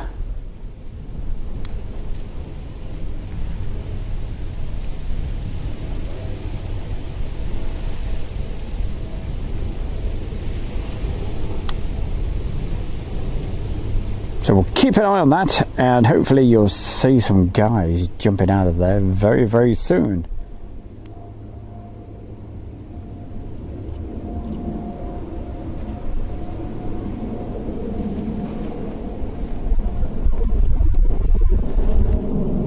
And in between everything, in the quiet spots, what I'll be doing, as you've seen, is showing you some highlights. Literally, well, it's direct off the camera, totally unedited.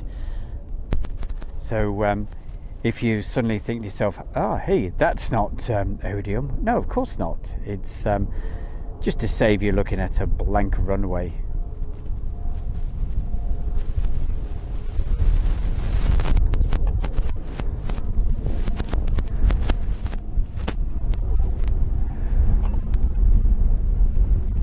We'll pick that up again very, very soon.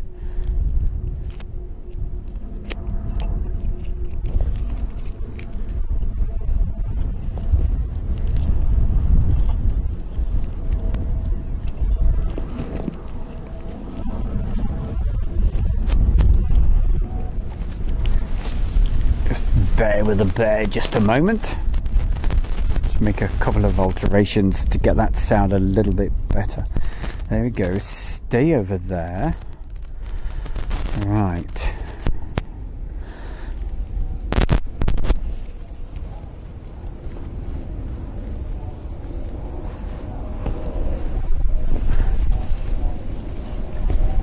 Well, there we go, looks like they've actually jumped, so let's they are going to be a very long way, because we're around about a mile, at least probably 2 miles away, but that's a great sight in the sky to see. Bit of blue sky, they've found it.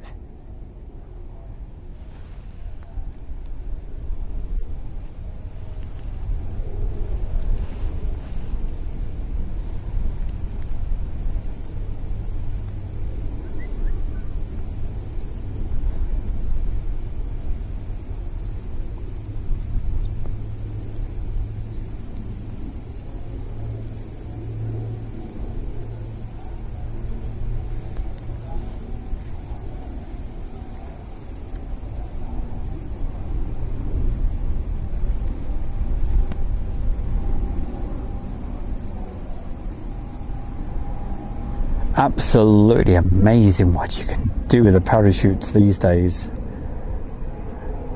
In formation. Absolutely crazy. Certainly have improved them over the years. They're more like aeroplanes.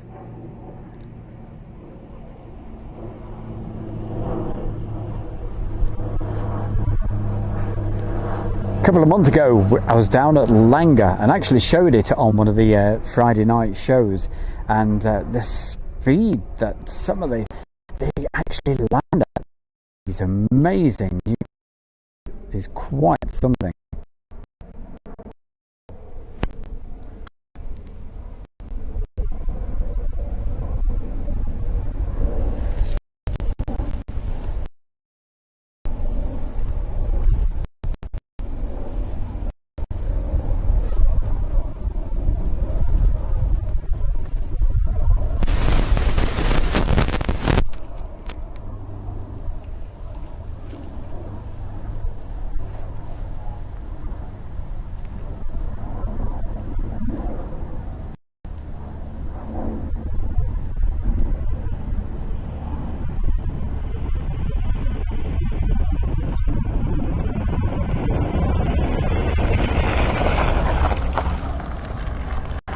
And is whereabouts.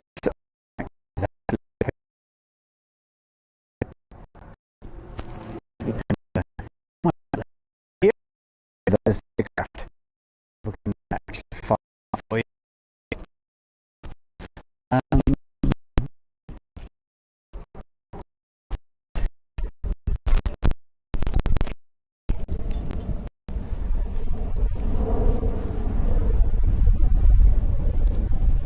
I can't even see it, let alone find it for you, but when it comes into sight, I will certainly. So that's the aircraft. When it started buzzing around, I thought to myself, that can only mean one thing. It's the RAF Falcon parachute display team, and it certainly was.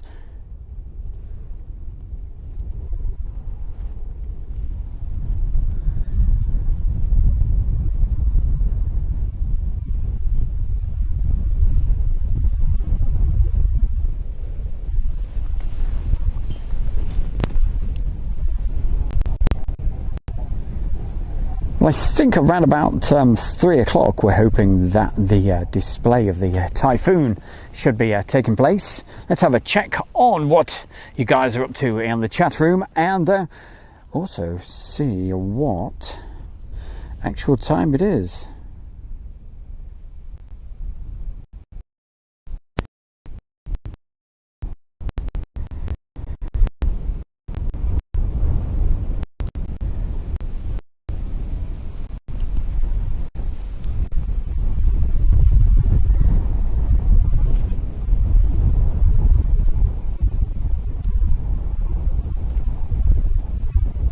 Big thanks to everybody that's put really kind donations into the chat room today. Thank you so much appreciated.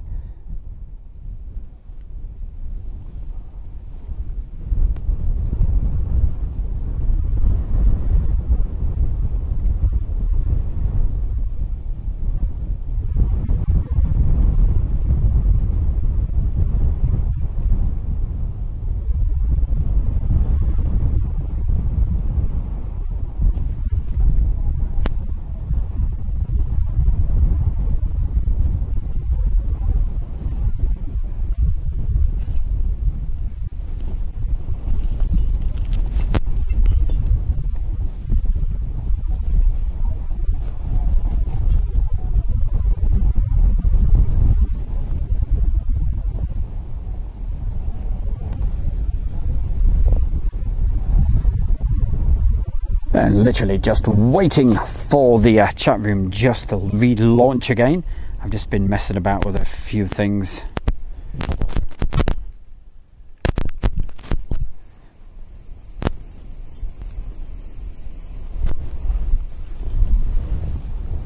Right, let's see where we are.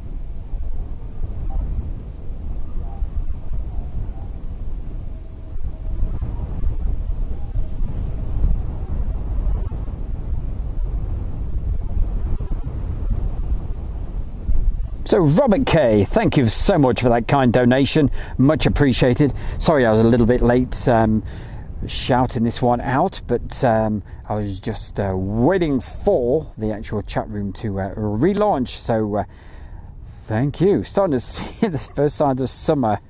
Yes, it's not too bad a day at all here. It's certainly enjoying it. It's pretty warm.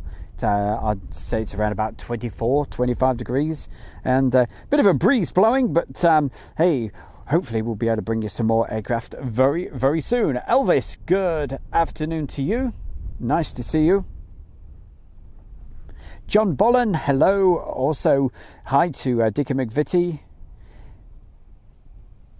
Eduardo, GB Model Zone, Riders Fan 23. Who else can we say hi to? Shane Smith. Ian Crawford, thank you Ian for the really kind donation, that's so much appreciated. JJ's Aviation TV, hi Jay, hope you're having a good afternoon my man. And Ian Crawford, hello Ian. We've also got Raffles, so there's Ian Crawford. So Ian, that's so much appreciated, thanks so much, and to everybody that puts these really amazing donations into the chat room. It certainly helps, and a big thumbs up to you. It's great to know, and thank you for your support. Thank you. Riders Fan 23 says hi. Hi Riders Fan, a very good afternoon. And of course you're with Stu Bear, and it's Show World here at RAF Odiham. Well, excuse me, just a moment. That's better. I think it was a fly. Where were we? Oh yes, we were saying hi to a few people. So we've got Dickie McVitie, who we've mentioned. Michael Webber, hello Michael, nice to see you. Callum Fisher, Donald Roger Palmer. The list goes on and on and on. So many folks. Apologies if I do miss anybody out. Carl Hanlon, hello. And Marjolaine and Karen Kokoran.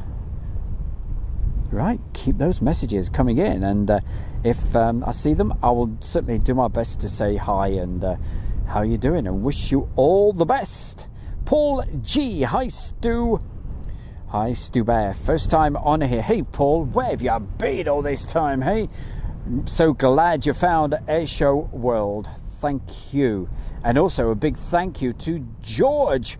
Thanks for that kind donation, George, saying, hey you. Thank you so much, mate. It makes it all worthwhile, hey? Amazing, all of you. Absolutely brilliant.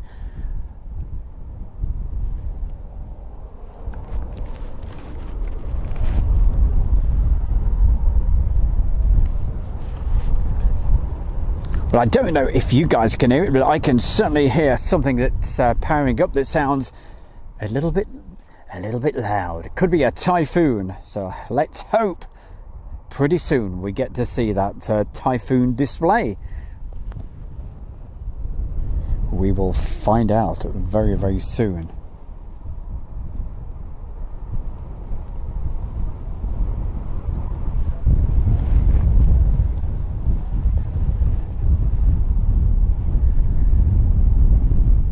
See, down here at Odiham, it's very difficult. You know, you can't see exactly what's going on and what have you until they actually appear onto the runway.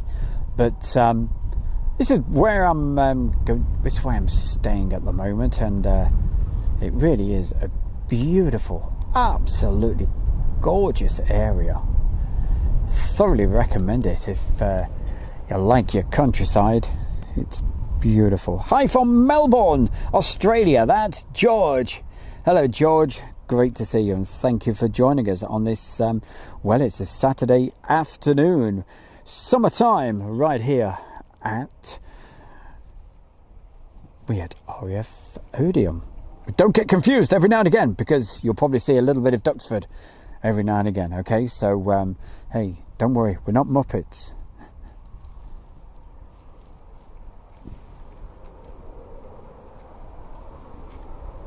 That certainly sounds like a typhoon to me.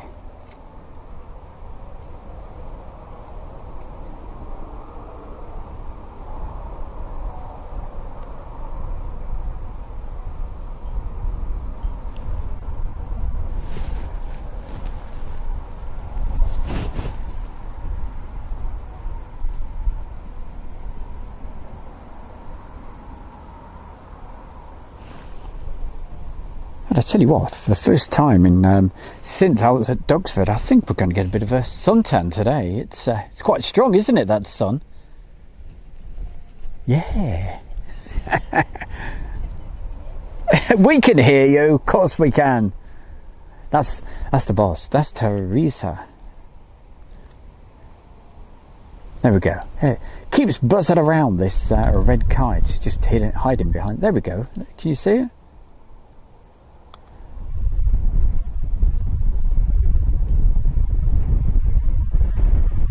Keeps making it difficult. Keeps going behind that tree. But anyway, came really close to us a little earlier, and boy oh boy, what a beautiful bird.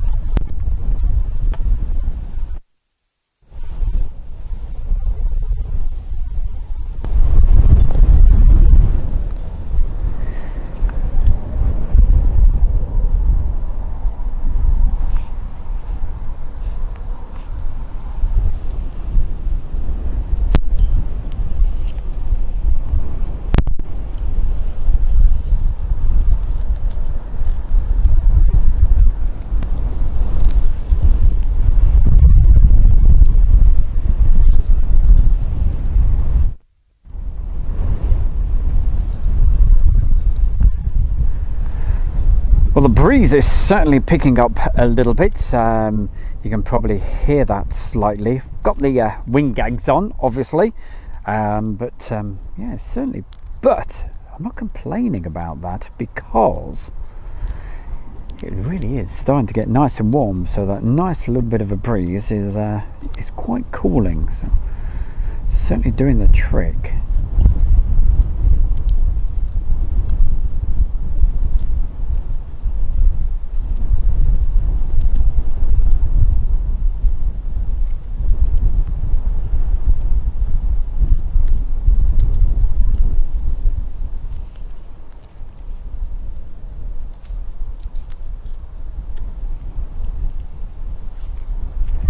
You won't believe the things you have to do when you're doing these live streams. I'm just fiddling about with a bit of insulation tape.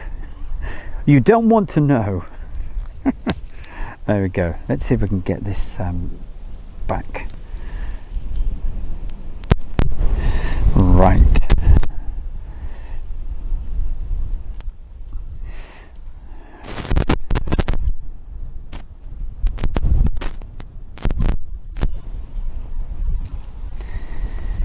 We will see how that actually goes.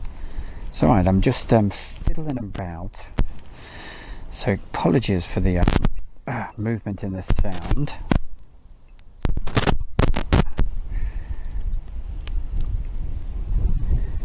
Right, we'll see how that goes.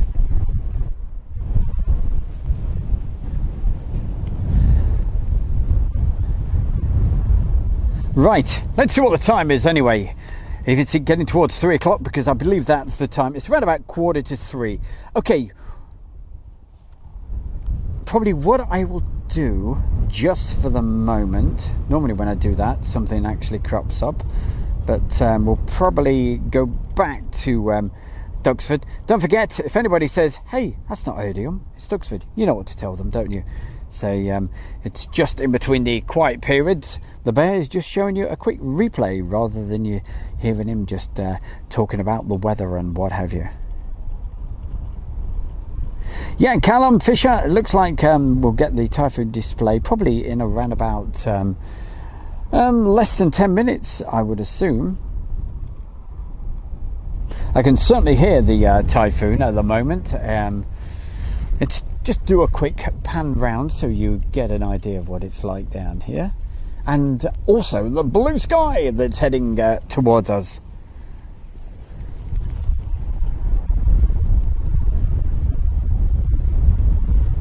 So as you see, lovely location.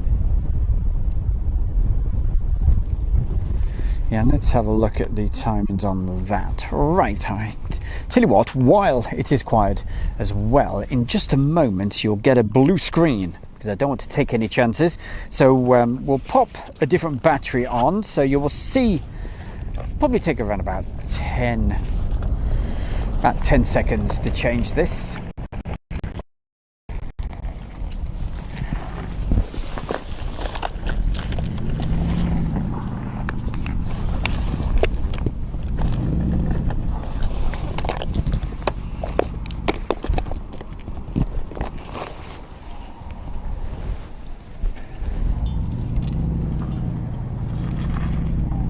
So for around about 10 seconds you'll see a blue screen. It'll still say Airshow World. It's literally me just changing the battery. Okay, don't you dare go anywhere. Be back with you in a second.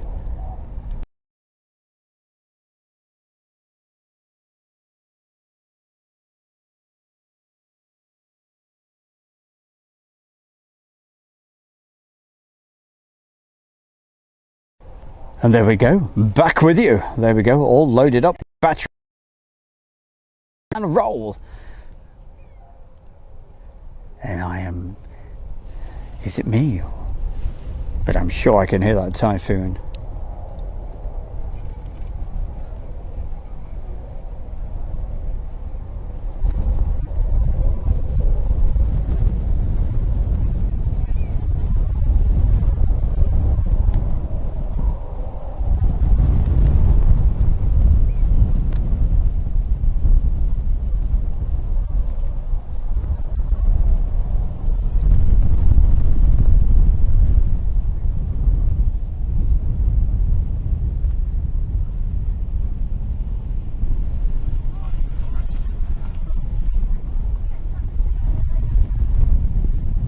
Okay, so that's what we're going to do.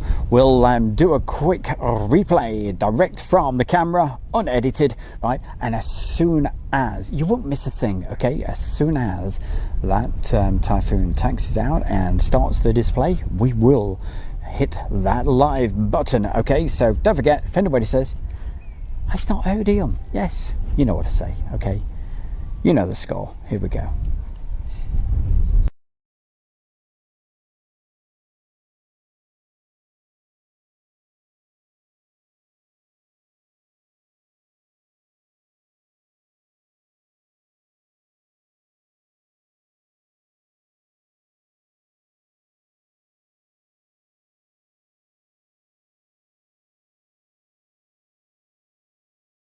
But a rival manufacturer, Brewster, was developing a monoplane for the same requirement, the F2A. It's being a requirement for the US Navy.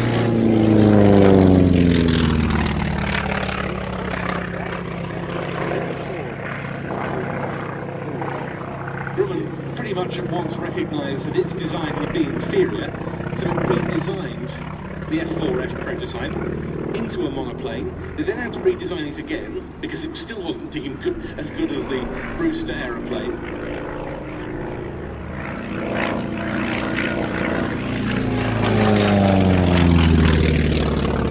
The US saw first production order.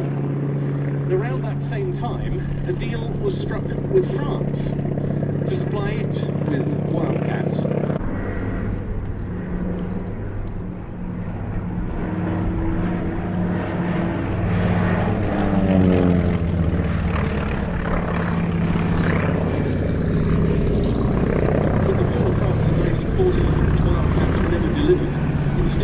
They came to Britain, to the Fleet Air Arm of the Royal Navy, and it was the Fleet Air Arm that was the first to operate the type in anger.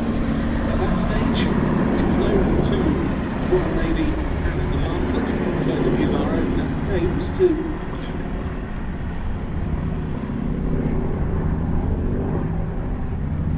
important types.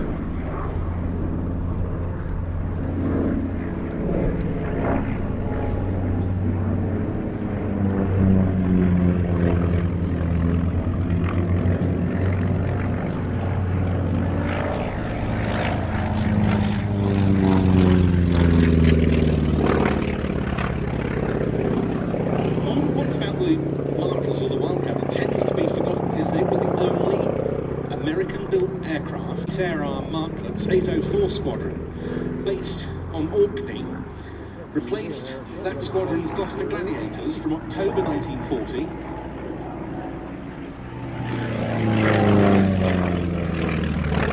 So during the official period of the Battle of Britain, which ran up until the end of that month, they were assigned operationally to RAF Fighter Command.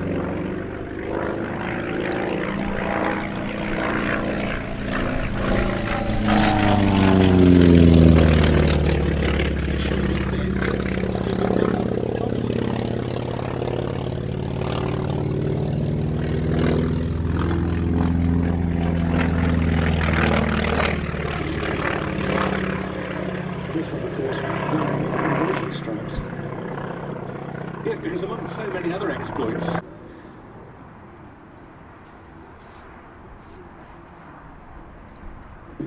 And here comes the Catalina into a very nice landing. Captained today by David Marlowe, with Derek Head as his co-pilot. Catalina wearing the livery of Miss Pickup. The original Miss Pickup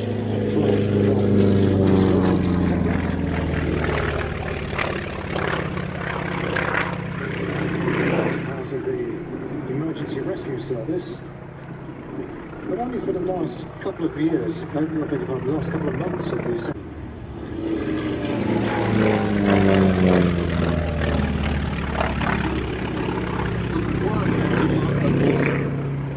one of the favourite ever aircraft of that great naval test pilot, Captain Eric Winkle-Brown, who died in February 2016. He flew it operationally with 802 Squadron while he was embarked on the escort carrier HMS Audacity for convoy escort duties between Liverpool and Gibraltar. And he shot down two German Focke-Wulf FW-200 Condor maritime aircraft.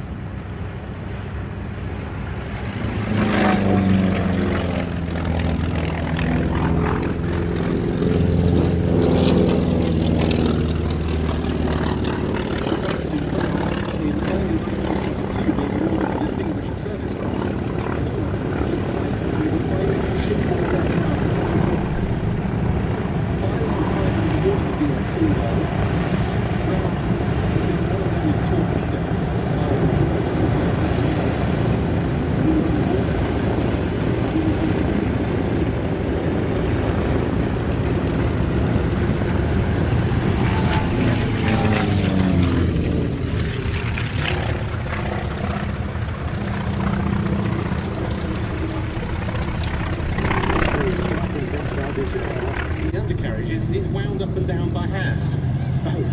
right. And I've been told that to get it up before reaching the airfield boundary at Duxford can sometimes be quite a challenge. It was the main US Navy fighter at the start of the Pacific War, the Wildcat. There was only one carrier-borne unit of them fully equipped at the time of the Pearl Harbor attack in early December 1941. It didn't boast the performance of the Japanese Mitsubishi Zero. It's made out tremendous charisma, not least thanks to the wonderful engine note of the Wright R1820 radial.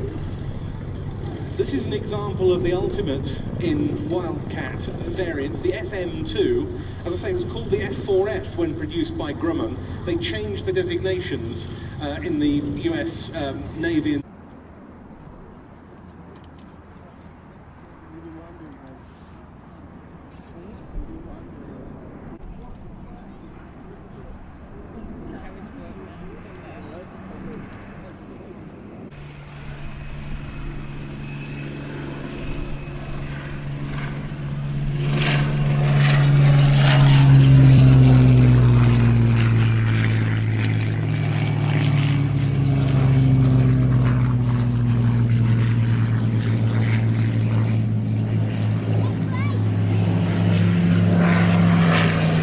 remains were recovered and restored, first flying in beautiful airworthy condition in 2012. In from the left, our 3 ship of Spitfire 1As.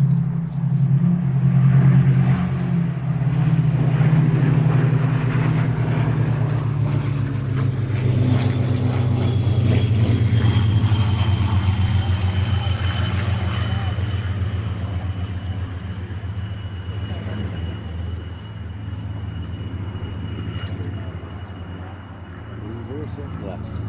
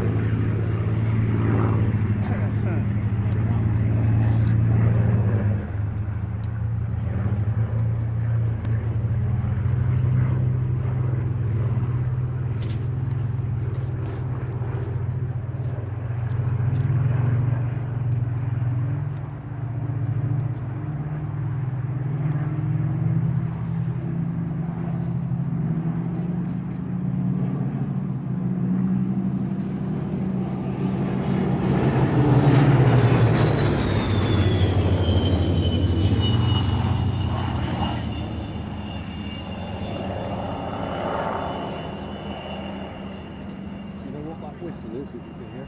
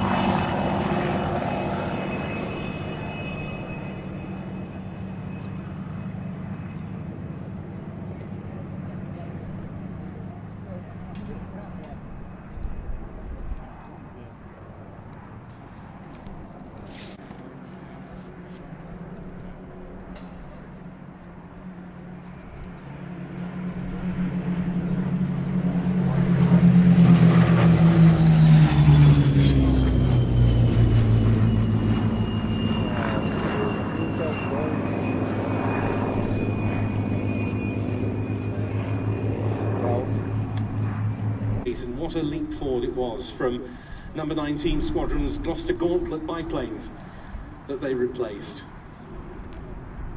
No wonder this airfield has become synonymous with the Spitfire in the modern day as well.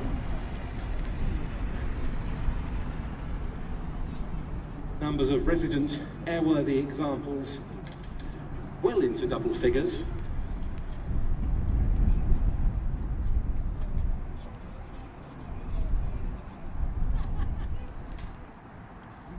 And it's the IWM aircraft N3200 that's first across the threshold at the western end to land,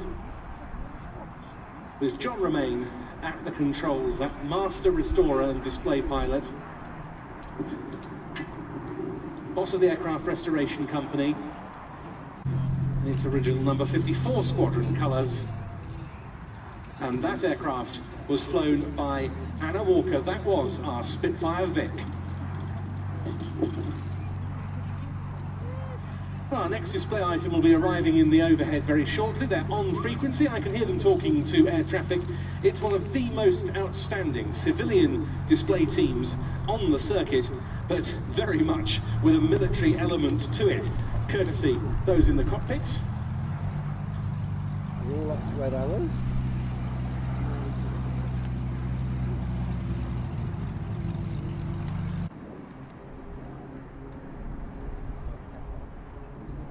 Click, click, ring, ring, ring, ring.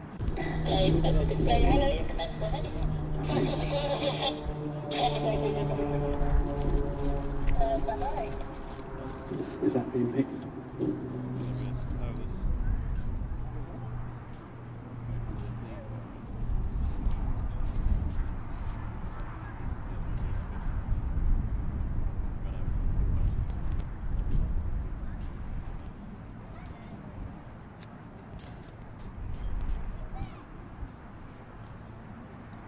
And so it's time to welcome this. Let's give a great warm welcome to the Blades.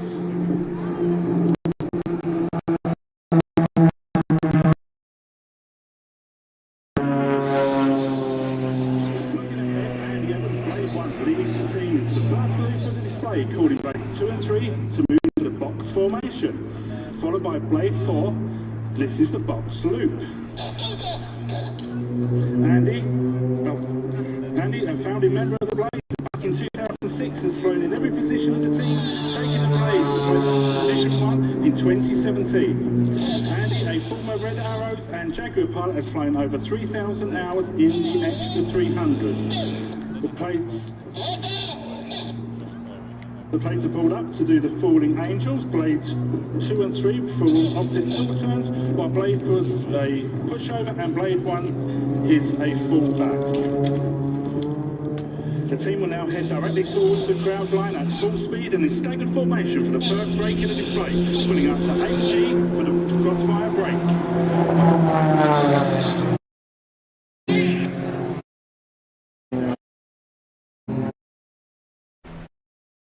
Arrive and then to display from for this afternoon. So we need a relatively long runway for the Hawk, and Stansted was the best option for this weekend.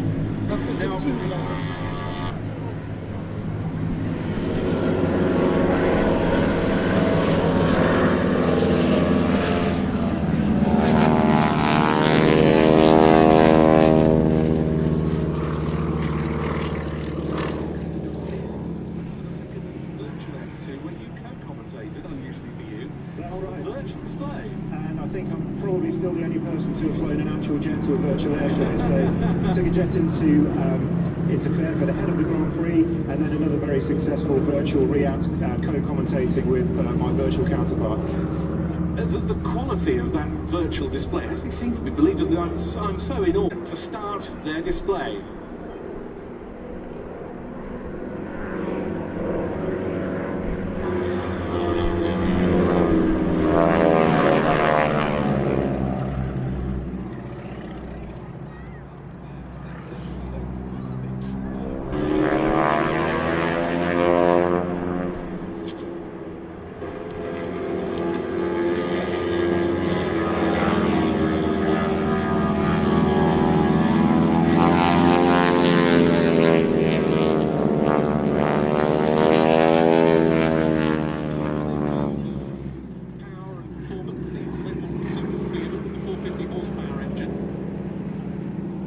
Yes, you said earlier on that this is a real high performance act, which of course it is, but in fact the idea of It does, and it was rather a different sort of performance that the barnstormers of those days used to put on, and certainly not as powerful machines as these.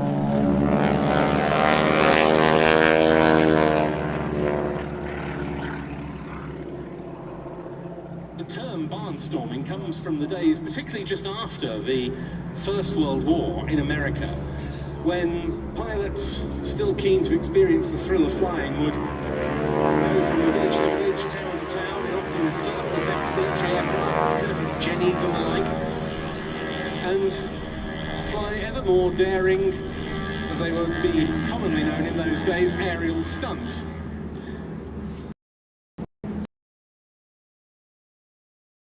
Girlfriend climbing literally onto the wings.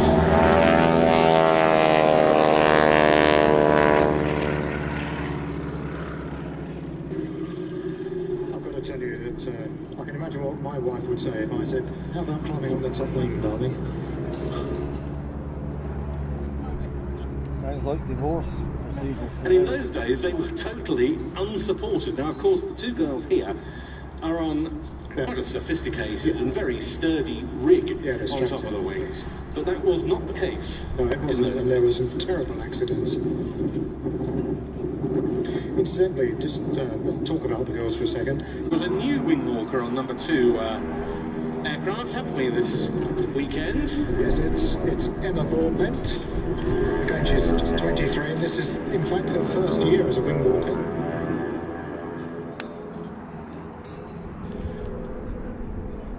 The team regularly advertises for new wing walkers as and when positions come up. And of course, very often they will be looking for people with exactly those sorts of skills: circus, acrobat skills, aerial arts. Now here they come in towards us for the break.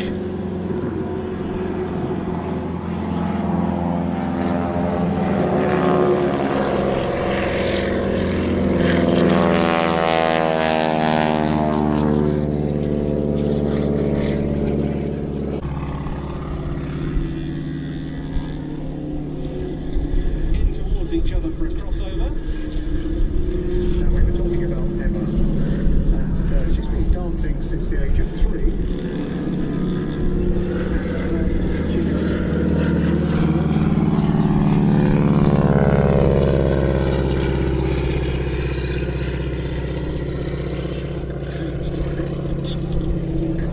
Kite surfing, parachute jumping, and now of course wing walking.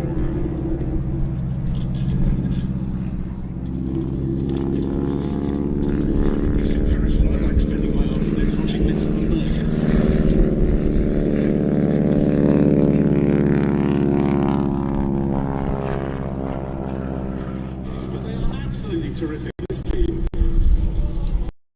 We've been watching them in action for years.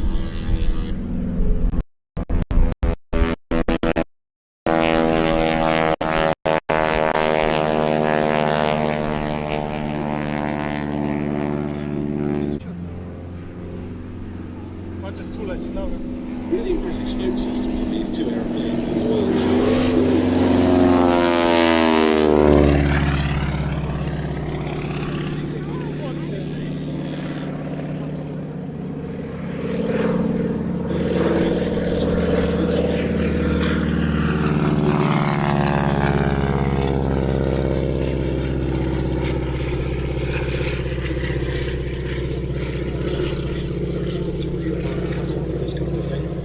It might be a lot of strength, but there is a real testament to their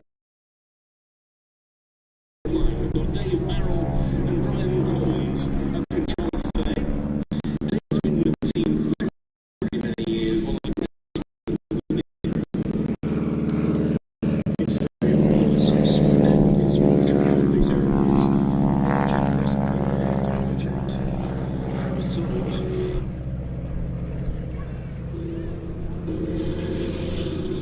Last time I checked,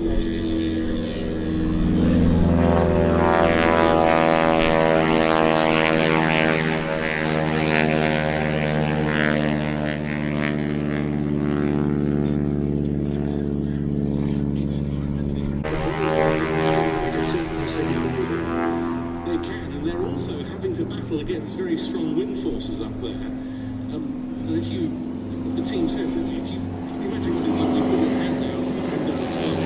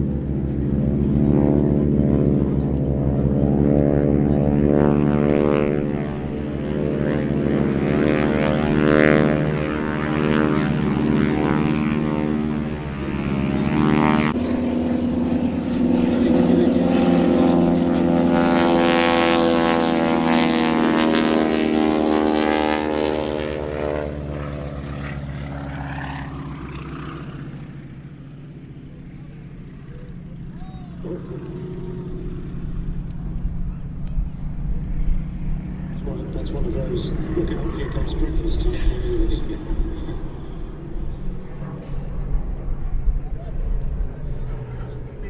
Of course, mustn't forget that the Boeing Stearman Model 75, or the Stearman Cadet, one of the great American primary trainers of the link between the wars and war years, serving with the US Army Air Corps and Army Air Forces, one of the aircraft that trainees would fly before hopefully moving on to the advanced stage with the 86 Texan.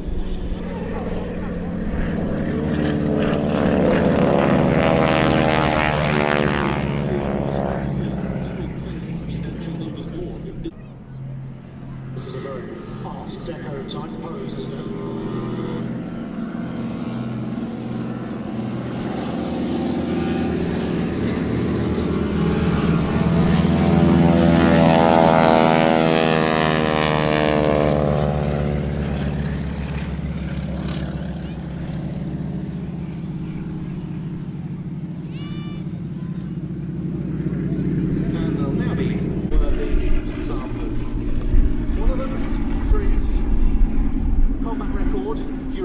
Especially with number 222 Natal Squadron, Royal Air Force running in 1 minute. A very notable. Recently, the so-called NHS Spitfire, PR-11, photo-ready version, the aircraft restoration company. Here they are from the left.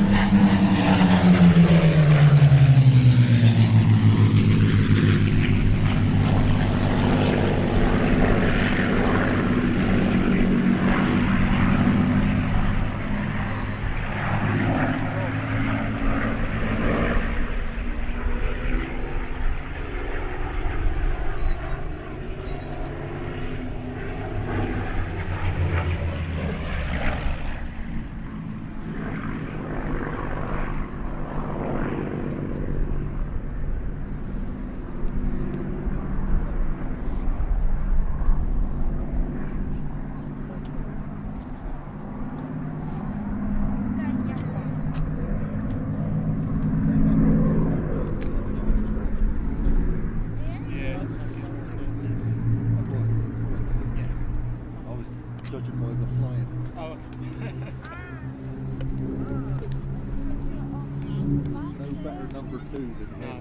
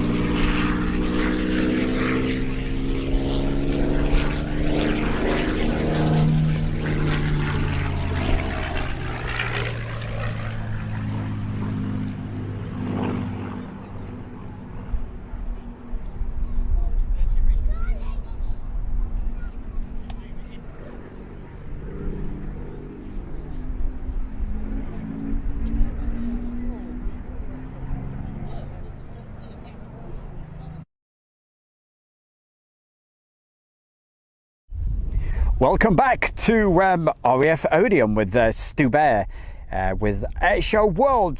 Well, I'm sorry that was a longer gap than expected. We were supposed to be having the display of the Typhoon, but Sod's Law hit, and that is actually at the moment unserviceable. Hopefully they will get it fixed, and it's due to actually display now at around about 20 to 5. So let's hope that actually happens. Fingers crossed, we will find out. Right. Meanwhile, though, heading our way, I believe we've got the Blades. So we're certainly keeping our eyes out for them.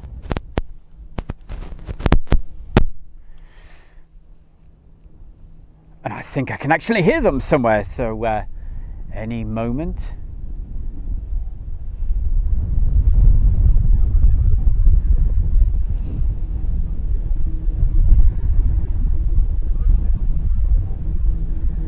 I can certainly hear something. So hopefully we should still get the display of the Typhoon just a little bit later than scheduled.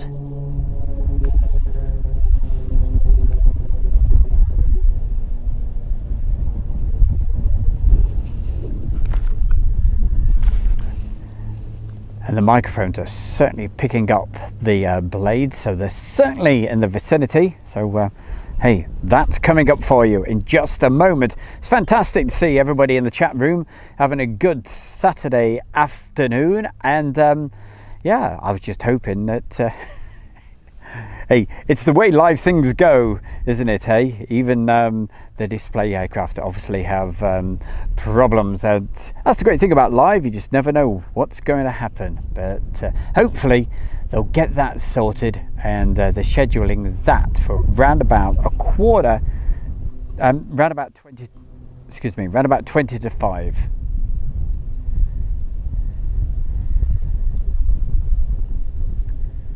Meanwhile, I'm certainly keeping my eyes on the skies for you, and because I can certainly hear what sounds like the Blades, and hopefully we will see them as soon as they're cleared in.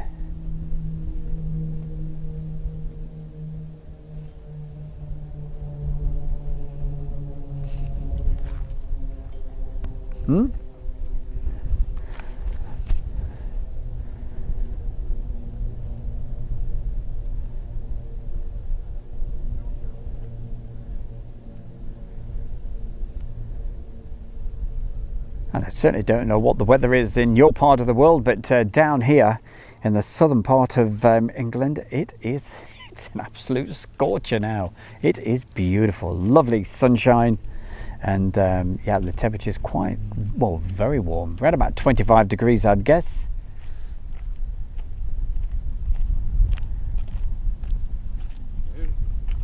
Hi, how are you doing? All right? Are you filming the proceedings? Sorry? Are you filming the... Yes, that's it.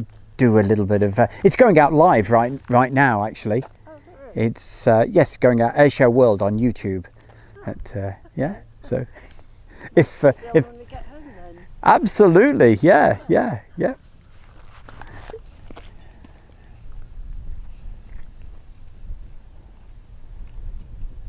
So come on, Blades, where are you?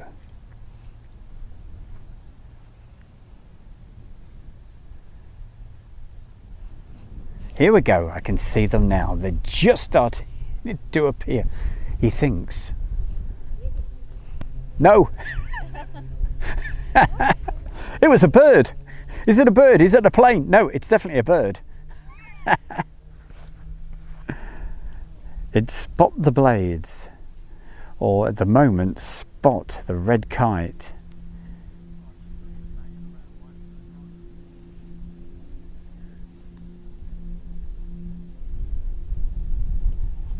That's it. When you're in an air show, there's all the sound, all the people and everything else, the sound of all the other aircraft.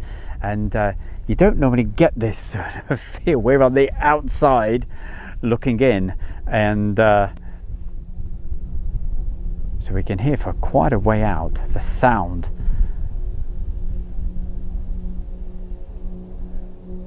But it certainly sounds like they're coming in for their running now.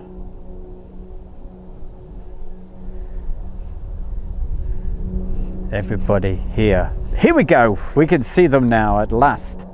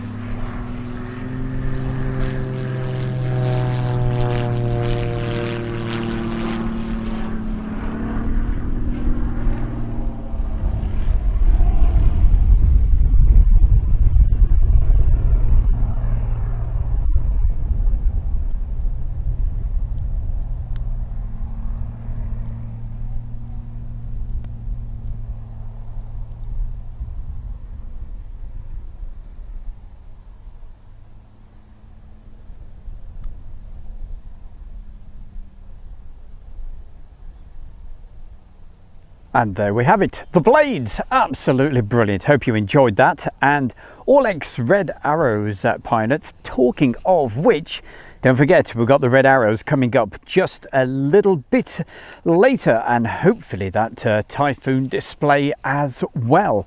But not a word from our lips while we were watching that, and I hope you enjoyed that, and keep on enjoying what we have coming up for you this afternoon. With Stu Bear right here live from Odiham. Well, on the outskirts anyway.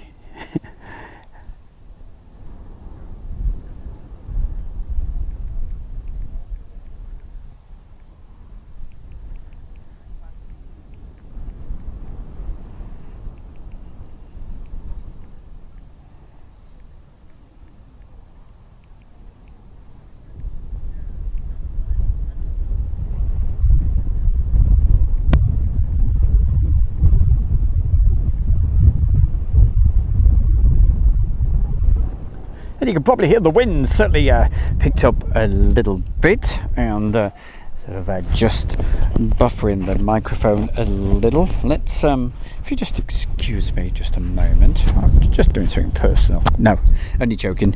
Just putting the microphone into a different position, so you'll hear a few little bit of movement. Let's just put that. Okay, that should be a little bit better. Right, where were we? That was right. We were going to see how you were all doing in the chat room, and say thank you to everybody for staying with us. Don't forget, we've still got more coming your way. So hi to Shane Smith, Baron Sunday, saying quite rightly, yeah, the extra 300s, that's what they are using. That's the blades. And great display as always. Now, if you noticed when I was doing that replay direct from the camera from Duxford, it came to the blades and I thought, no, okay, you got to see the blades shortly. So I quickly moved that along. So I hope you'll understand why I did that. Pretty obvious, really, because our good friend Kirk alerted me to the fact that the blades were on the way, and watching them on radar, thinking, yeah, they're not too far out, so I better start thinking about hitting the live button. What's the time? It's around about 3:45, and I think around about 5 to 4, that's for the red, but like everything today, and don't because mind you, normally certainly stick to their times, so that should come up in the next 15 minutes to the rest. So I believe they're going to be doing some more work with the Chinooks as well, so we should see some more Chinooks doing what they call their roll demo. Let's have a quick zoom in and see what the guys are doing over there, see if they're doing anything on the ground. We'll have to keep our eyes open for that. Now, in the week time, see those vehicles there and what have you, the guns, all sorts of different bits and bobs, yeah? Now, the Chinooks, in the week, quite often you could be down here and literally over the top of you, they'll be carrying a huge tank or something, or there we go, a Land Rover, or a gun, or one of those that you can see over there, and it's quite a sight to see. You're sort of down here and sort of just looking up and going, oh my lord, what is that?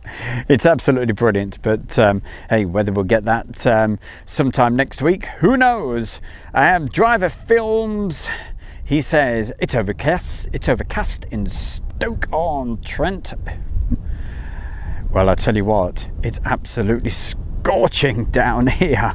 It really is. And I've got this a fair old breeze blowing towards me, and normally I'd be cursing it, but I tell you what, I'm quite pleased because it's just cooling us down just a bit.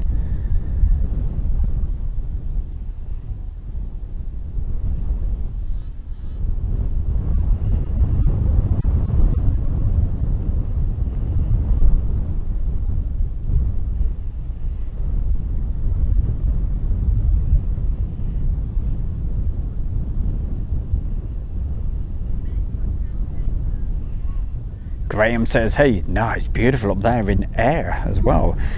Beautiful blue skies, he says. Lovely. Well, that's what we've got now down here. Absolutely gorgeous day. So I'll keep the chitter chatter because I've not been through the chat room for around about 20 minutes. So let's see how you're all doing, and say hi to a few people, like say hi to Andy V and Piotr, Danny Marr. We got Lime. Hello Lime. Baron Saturday.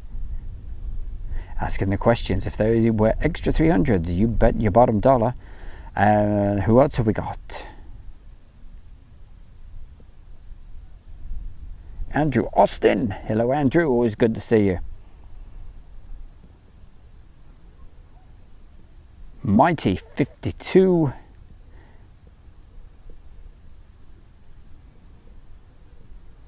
We've got Steve Roper. Hello, Steve. Barry West is still with us. Hello, Barry. And also my good friend, oh, Dad's RC Hangar. Thank you very much.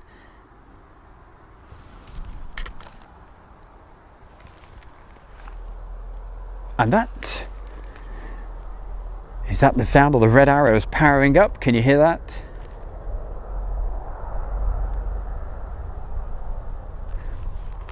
Well, it's certainly some fast jets powering up at the moment. Anyway, and we're just saying thank you to Dad's RC for the really kind donation. Thank you so much, everybody that put donations into the chat room. Amazing. And yep, it's really appreciated.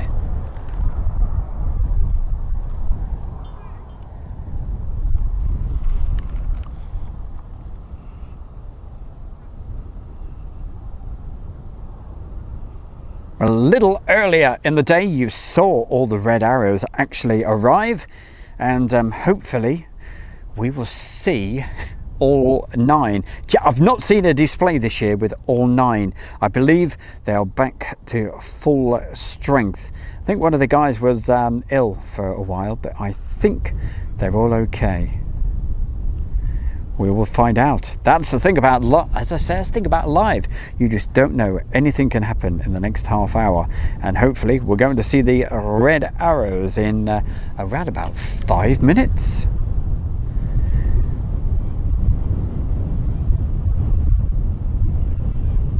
Saying hi to, I don't know if he's still there, but my good friend Andy, over there in, I think it's, is it Felixstowe? I think it's Felixstowe where he's actually based.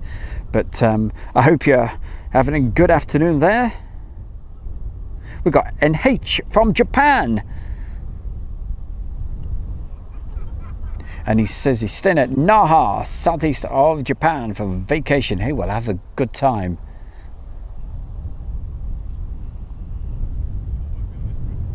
West London Transport and Wildlife says, I'm heading off to the Peak District next Thursday. You've never been? Wow, you'll love it. It's beautiful.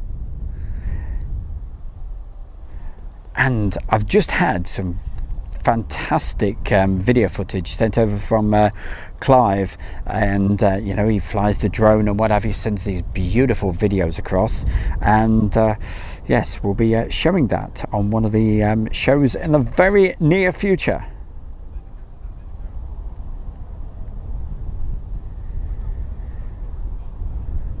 So thanks for keeping us well informed there, Dad's RC Hangar. And as I said, thank you for the kind donation, and everybody else that's put the donations in this afternoon. It's absolutely brilliant. Need to fly, no pun intended. We'll watch later. Thank you for filming. That's all right. Unfortunately, I've given him all these mentions, and I bet he's gone. But hey, he may hear it on a replay. But coming up, as I said, there's something you do not want to miss, and that is the red arrows. And I am hoping they are going to be our next item. If they are, and we see them taxiing out, that's your cue to start sharing this video to make sure we get as many people watching as possible to enjoy the show.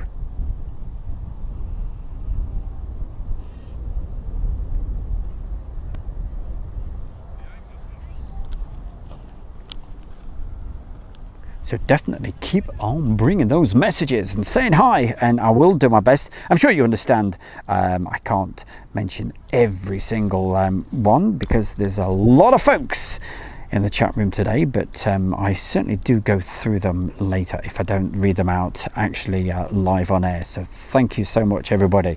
It's really appreciated.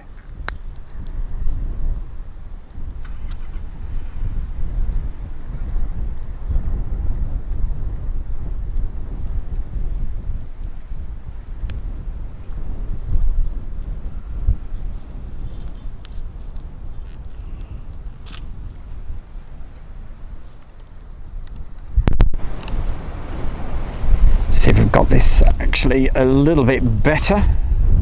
There we go.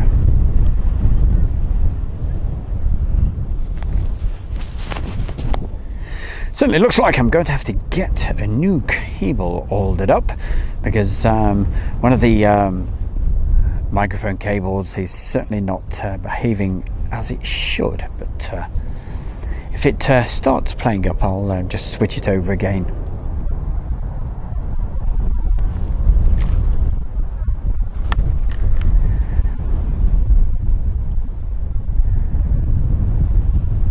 While we're just waiting for the red arrows to hopefully, as I said, hopefully taxi out, we'll just keep the mentions coming in. Just saw Acorn, I think it was Acorn Aviation. Thank you for joining us. Just check the settings. Yep, looks like we're all tickety-boo at the moment.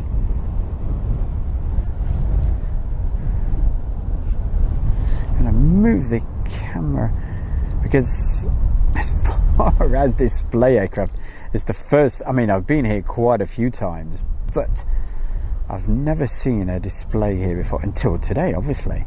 So how the taxi out, where they taxi from, I don't know. I'm assuming they are all on the as we're looking at it, on the right hand side. Has the typhoon been on yet? No, Jim Bob, it hasn't. It was due to go up around about 3 o'clock, but it had it's got a technical issue. I believe it can be fixed, and that should display after the red arrows. So fingers crossed, okay? I was certainly hoping to be able to get that a little earlier for you. That's why when I did the replay, we were a little bit longer than scheduled to be looking at Duxford. Danny Marr, well, hey, you will hopefully enjoy it then. You like the red arrows, so let's keep our fingers crossed. Rob H, hiya Rob. Steve Roper. The sticky tape didn't fix it at all. I think a wing and a prayer is fixed it at the moment, but if it yeah, it's got to have a new cable.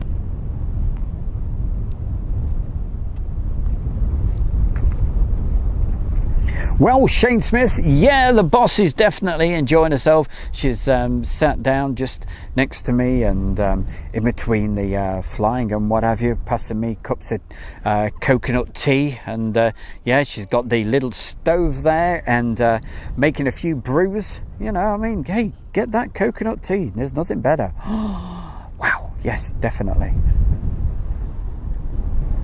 And you know where to get the tea from? Of course you do. Look under the video right now. The Kent and Sussex Tea and Coffee Company. Right, what's this? Oh yeah, pizza and fries. They're Karen Kakoran. All right. You're getting a little bit hungry then, are you? Right, I get it. Smiley Bob says, hey, Piator is with us as well. All right. What have we got? Driver Films. Shortwave. Hey, top man, thank you very much. He shared it on his Twitter stream. Great stuff. That's much appreciated because we don't want you to miss the red arrows. I don't want to miss them either. Gosh, come on, guys. Hey, is that them taxiing out? Let's have a look. Oh, yes. Right. Hey, start doing your streaming. Should I say, I'm doing the streaming. Start doing the sharing because you're going to see the red arrows. Here they come. Taxiing down right now. And of course, while the reds are displaying, I won't be saying a word, okay? So you can just enjoy the sight and sound, the sound and vision.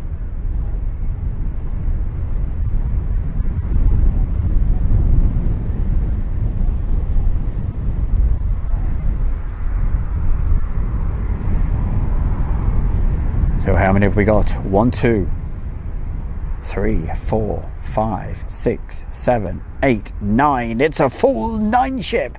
Absolutely brilliant. Hey boss. Hey boss.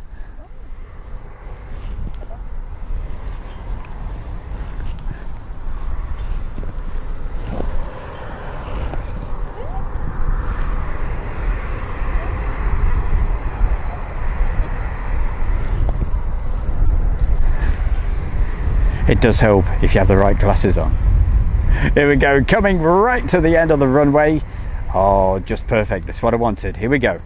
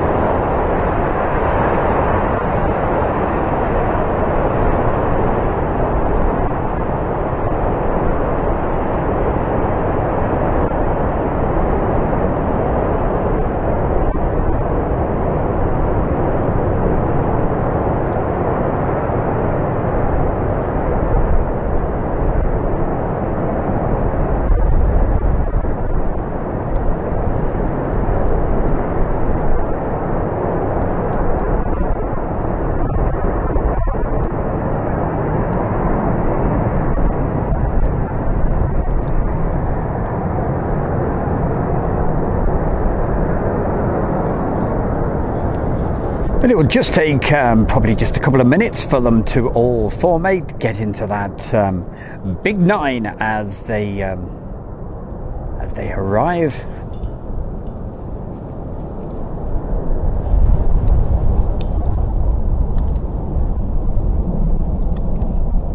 And what a sight if you're right underneath them now. Look at that, lovely and low.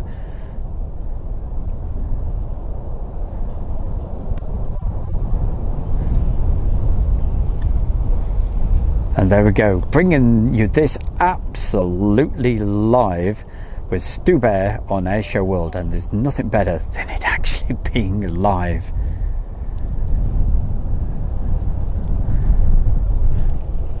just get the camera in that direction just while they get themselves all ready to fly in for their display on this beautiful Saturday afternoon, summertime, Saturday 14th of August, just after 4 o'clock, 2 minutes after 4. There you go, proving to you that it is absolutely live.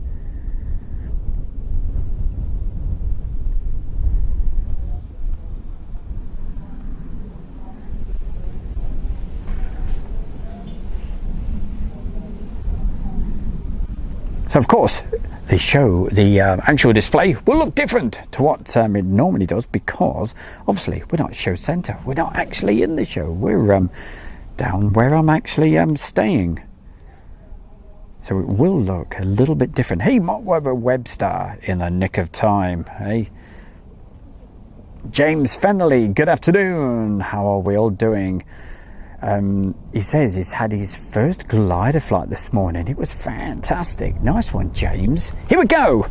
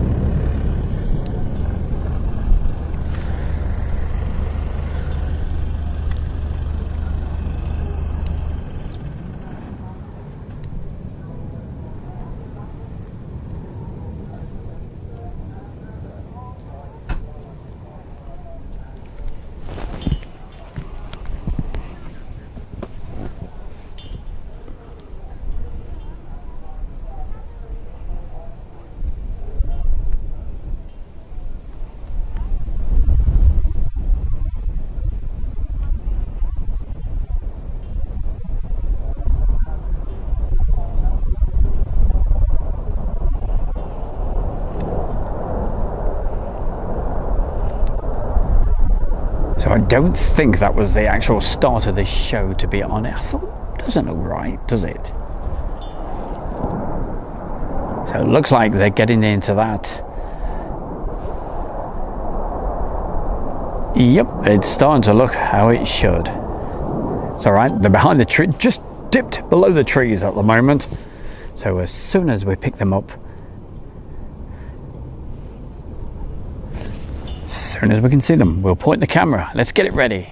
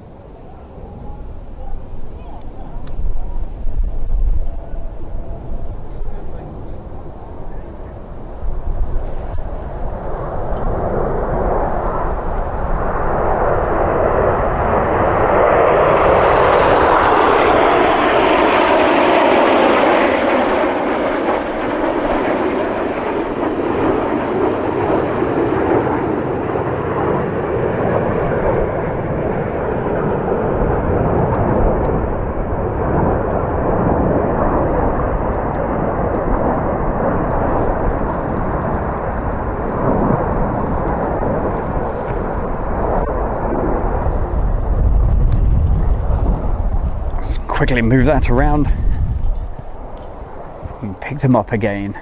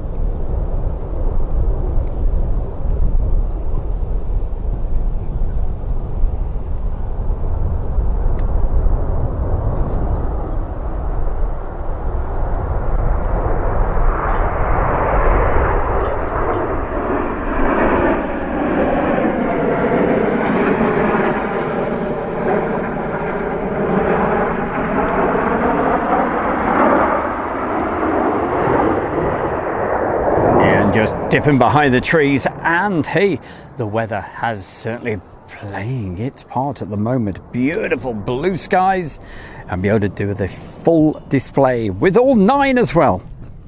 Let's see. Here they come.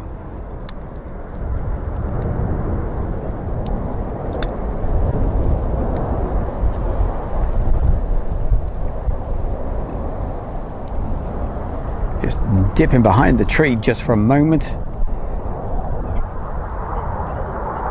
Oh boy, heading straight for me.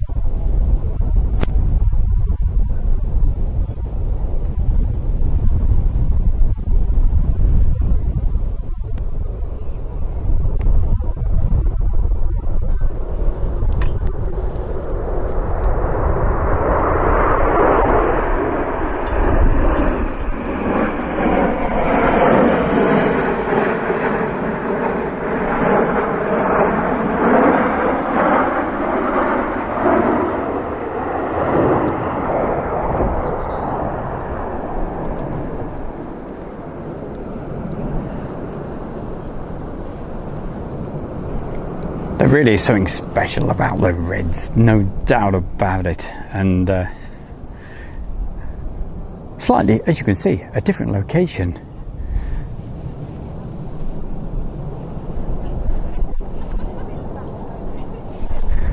Right, let's get ready for them coming in this way again.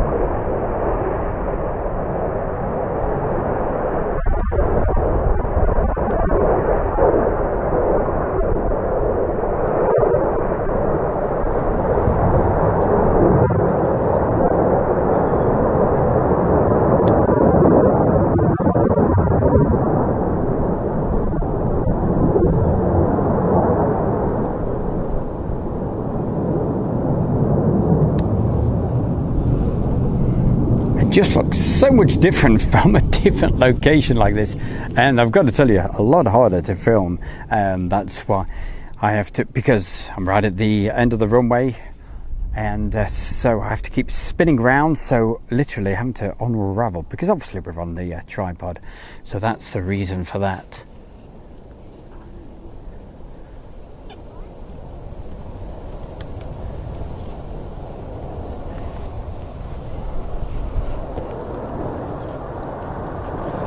Okay, here we go.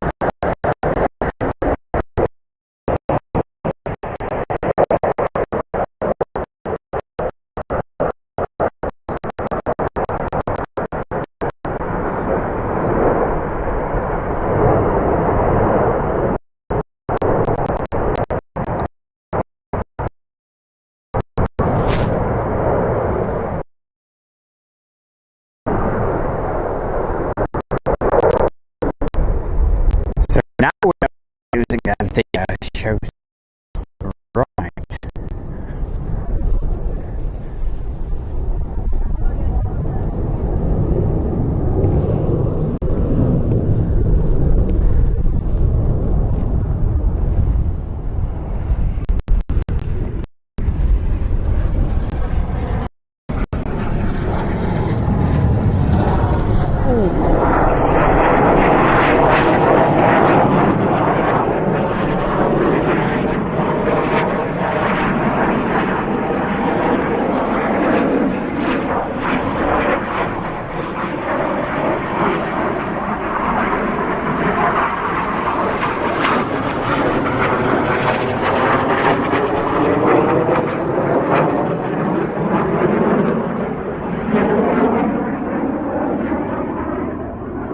So basically what they've just done, the two, they were doing their heart, but the flat heart, which on a day like today is, yeah, quite surprised.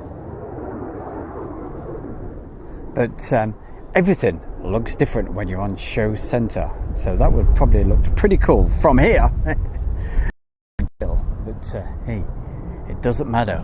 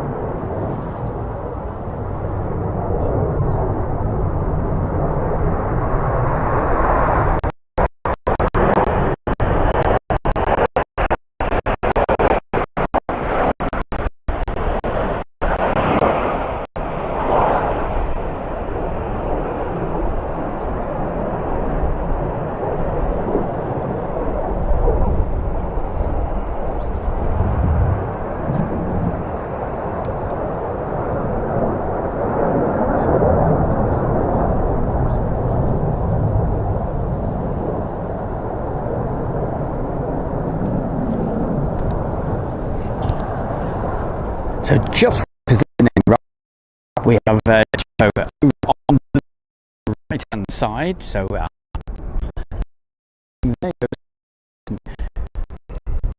actually, to we have Enid.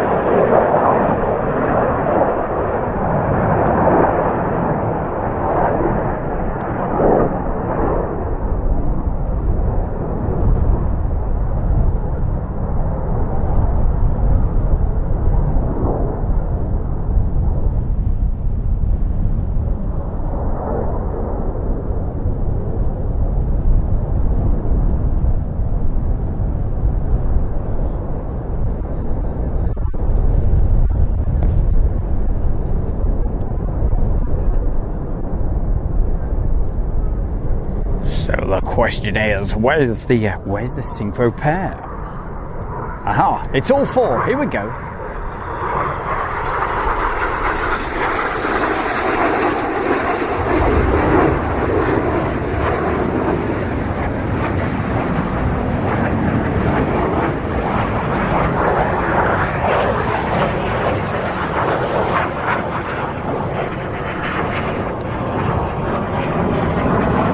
And of course, that maneuver you've just seen, that is the Dupo split. That absolutely fantastic, where you need to be directly on show center to appreciate it.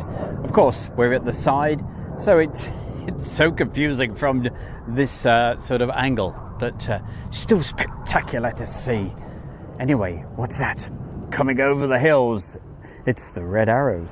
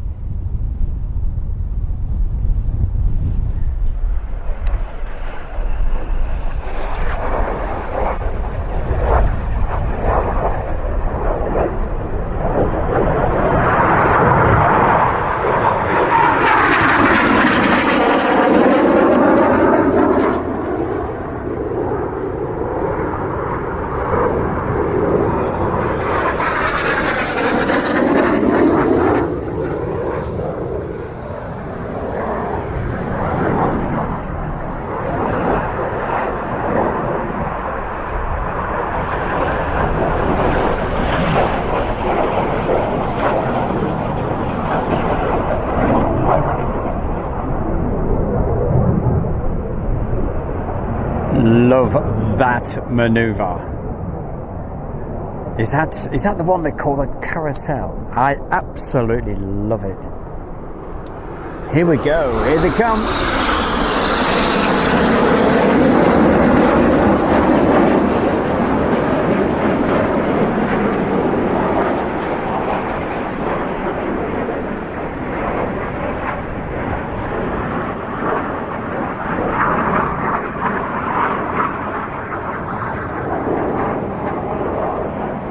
Well, I've got to tell you, that was one of the hardest locations I've ever filmed the red arrows in, but would not miss it for the world, because I tell you, they at times were just so low.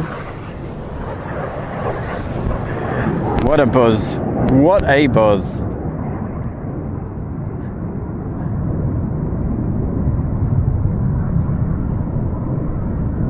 And I just hope the video was able to bring some of it over. That was just incredible.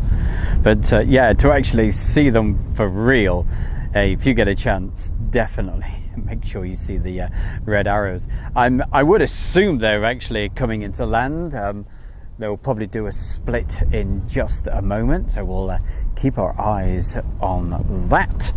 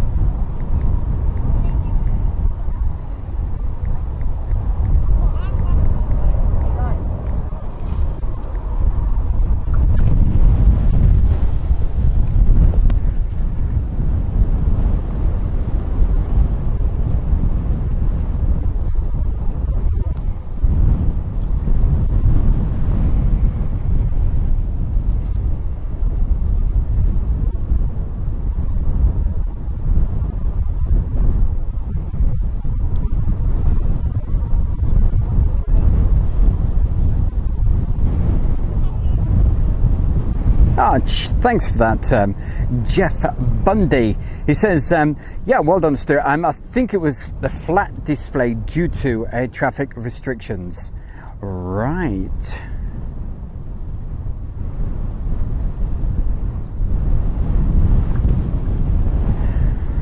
You see a totally different angle. Never seen it like that before. Quite different. As I said, you could tell by the way I'm talking. It was brilliant from here.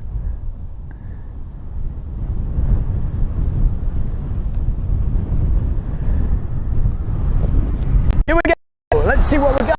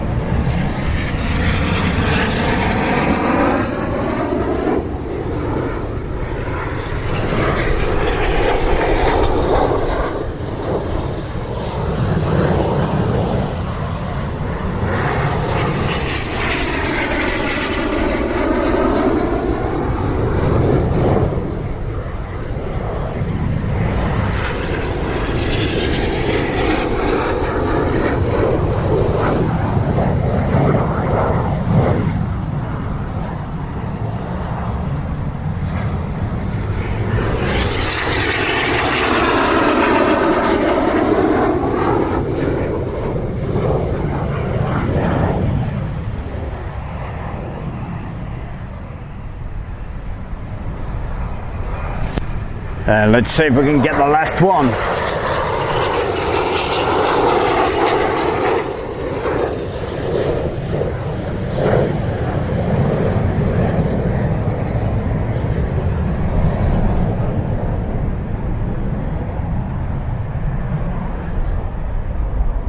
Always special to see the wonderful red arrows. Hope you enjoyed that. If you enjoyed it half as much as me, hey, you would have had a... It would have been good.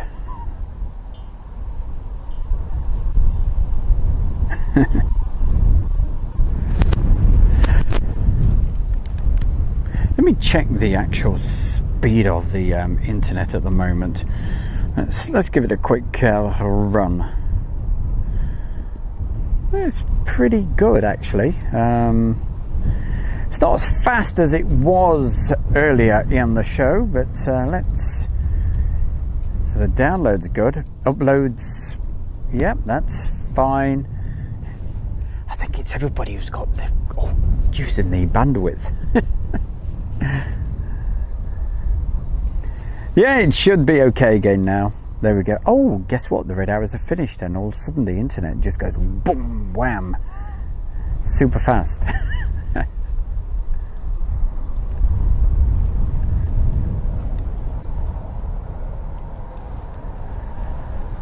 Well, it's just after 4:30. I'll make it bad. 4:32 now. If it does happen, we may get a Typhoon display. Let's keep our fingers crossed for that.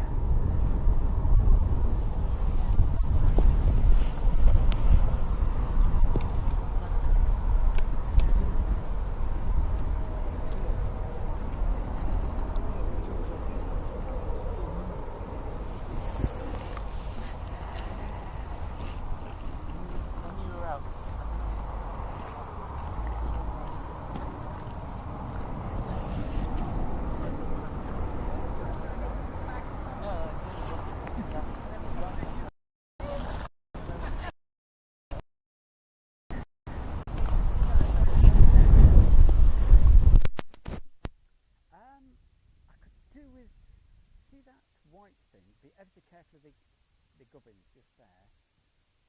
See that? Can you put that just behind the white thing and put the white thing on top of it very, very carefully? Right, and just carefully lift that up. Nice and gently, nice and gently. Right, yeah, okay. Yeah, that should be okay. So the internet was just dropping out. There we go. I'm just trying a couple of things to see if we can get the internet box just a little bit higher. Now let's give that a quick run. It's certainly saying it's not too bad at the moment. Let's have a look. Around about 30 download speed, which is pretty good for being out in the open. Okay, boss, we'll see you soon.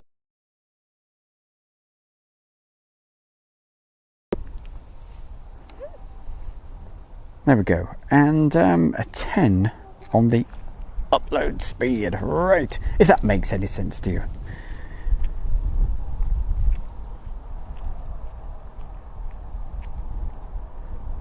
Right, after that very busy section, let's get back to the chat room and see who's there, and hopefully we'll stay with you for a little bit longer just to see if we get the Typhoon display, because that is certainly something we want to see, no doubt about it.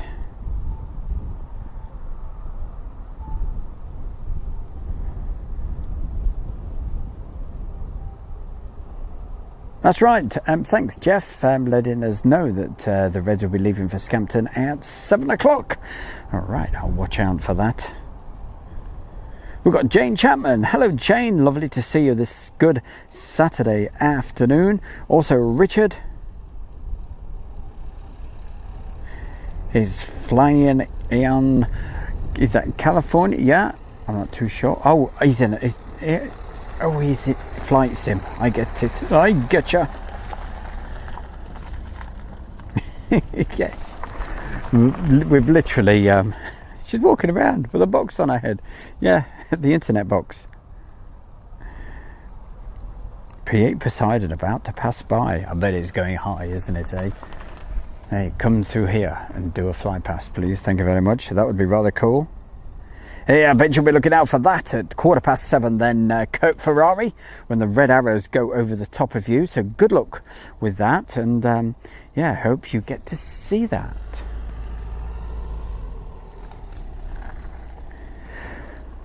Oh, let's go say hi to. We've got Keith B. Hello, Keith.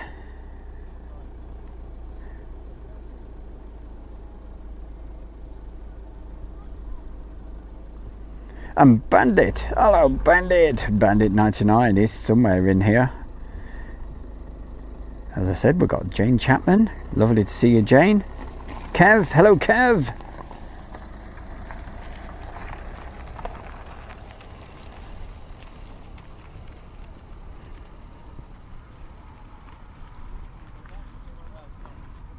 Yeah, actually, you probably got a very good point there. It was Kev, yeah. They only seemed to break up when they were literally right overhead. So, yeah, could well be interfering with the internet. Yeah, there is 9 of them in close formation. So it's, hey, it's the way the cookie crumbles. You know, it's live. That's what's great about being live. I watch lots of cycling on Eurosport, and yeah, the pictures break up on there all the time. But that's the beauty of live, and that's why I love it so much. You just don't know. Anything can happen in the next half hour, and I'm hoping that in the next couple of minutes we're going to get a typhoon. I can certainly hear a familiar sound anyway. Having a good look around. Can't see it yet. Now you let me know if you see it. Okay. Oh, hold on a minute. What is that we see before us? There we go. That's why I said, hey, keep your eyes open. Because that, taxing down the runway, is of course Sainty, and here's a typhoon.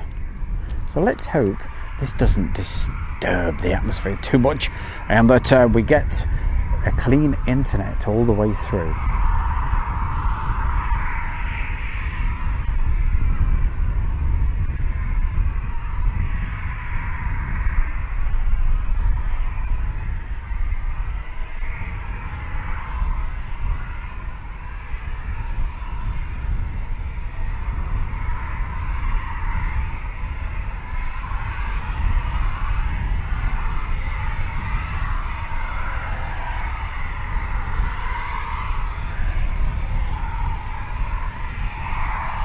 Just over zooming at the moment, trying to find out if it is the display aircraft. It looks like it. Soon find out. Yep, it certainly is.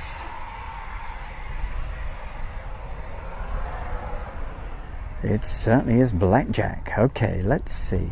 All right, time to go quiet. Enjoy this, the typhoon display.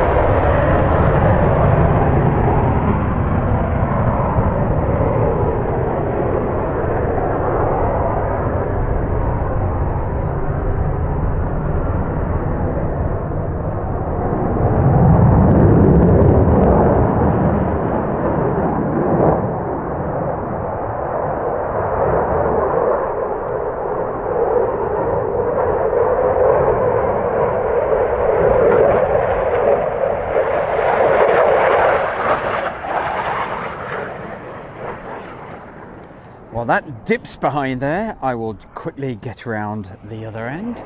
Okay, let's get this. Beautiful. Here we go. Little bit low just behind those trees at the moment. We'll see it any second.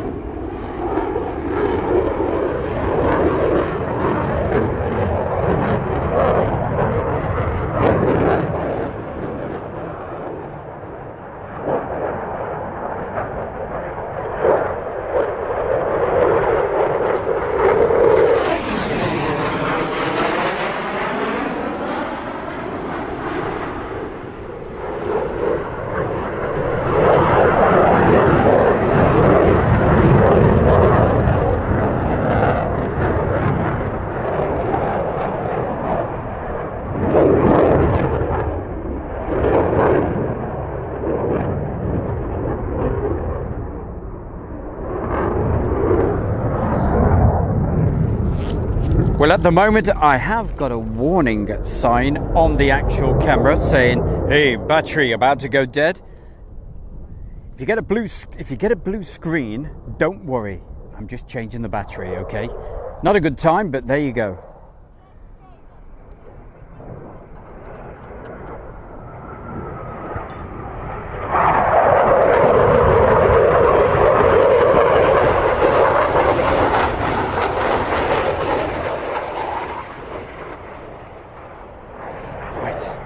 Quickly pick that up.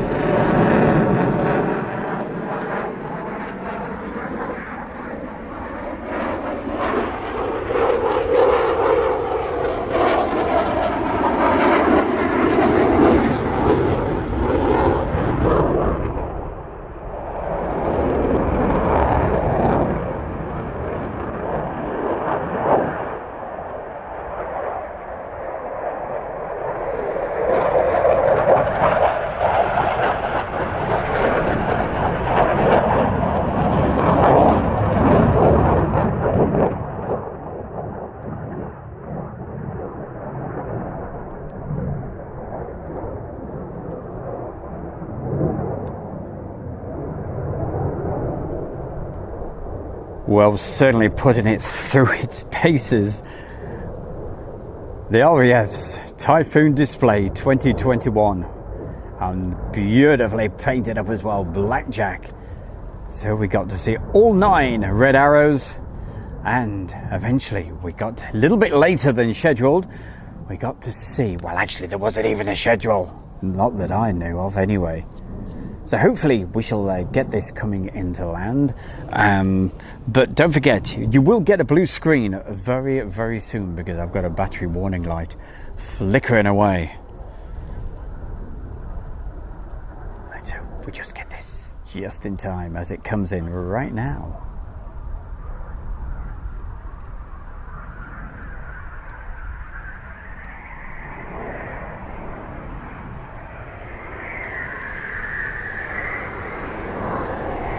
Any second, clear the trees, come on.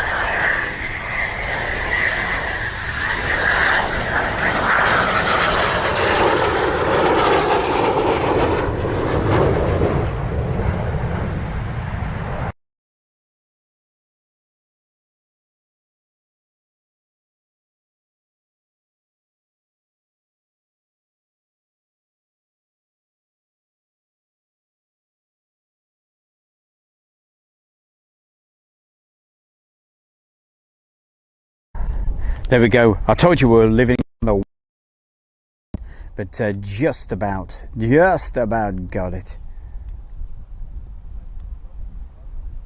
Well, gotta say thanks to everybody for joining my good self this afternoon. Hope you've had a good time. I've had an absolute ball. It's been great.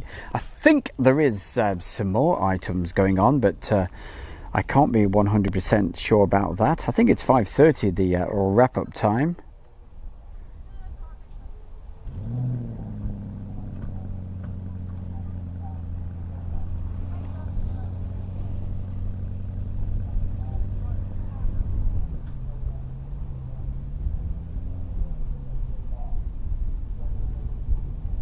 Talking of blackjacks, God, I used to love those. Oh. Should use Duracell, sorry. I just misunderstood that. Do you know that battery I actually put in for that session? It said it had 5 hours worth of life out of it.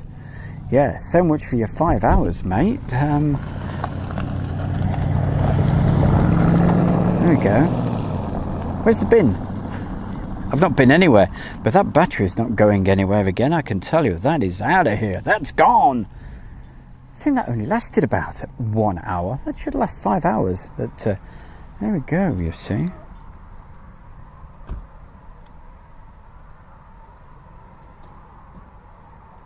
Wow. I've been getting messages from people in different parts of the country saying, oh, it's raining up here, it's damp, it's cloudy, it's horrible. I tell you what, down here it is scorching. Absolutely. I tell you, it's so hot. I love it when I can say that. And some people have got the not so good weather. No, I'm only joking. I hope it's good wherever you are.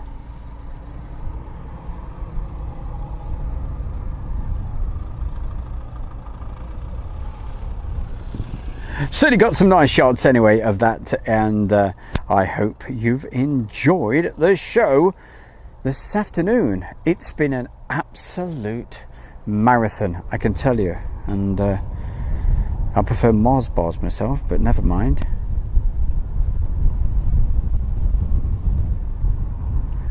Oh, Kirk, I love it hot. I think I must originate from a really hot country. I just love hot weather.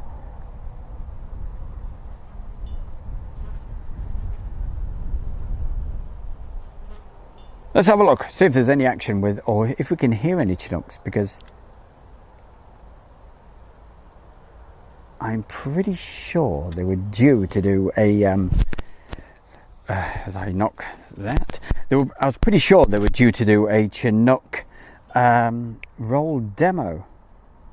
Whether that actually happens, I've no idea. What time are the departures? Again, it's one of those things, on the Family's Day, they release very, very little information. The only thing I knew was the red arrows and the rumour that we might get a typhoon. And we certainly did, and managed to get most of that for you.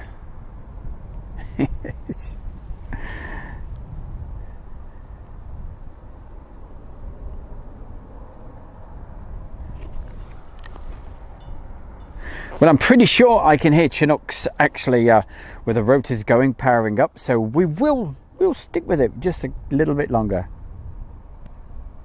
Hey, nice one. That's Steve, SHGP, and Chloe was enjoying the Typhoon display. Great. Again, really challenging place to film it from. Of course, when you are in an air show, and because everything is actually designed when they work these displays out to make it look absolutely fantastic for anybody that's actually in the show, or preferably on show center. But when you're like a mile away, which is where I am, I tell you, it is very, very difficult. You're permanently doing 360 turns with a tripod. It's not so bad if you're going to use one of these cameras handheld. Absolutely brilliant camera for handheld use, like I've mentioned many times, and we've seen the results from some of James's videos handheld. You know, it's absolutely brilliant. But of course you can't do a live show handheld. You'd have to have arms stronger than Popeye, I tell you. I mean, hey, James has got strong muscles, but I tell you what, I don't think he can hold a camera steady for a 5-hour show. Is it that long? Let's have a look. How long have we been live today? Getting towards 5 hours, it looks like. Let's have a look. Something like that. Gracious me. There we go. So I hope you've appreciated, hey, the bear cutting in. It's busman's holiday, you know. This is my holiday, and down here in the most beautiful part of the world.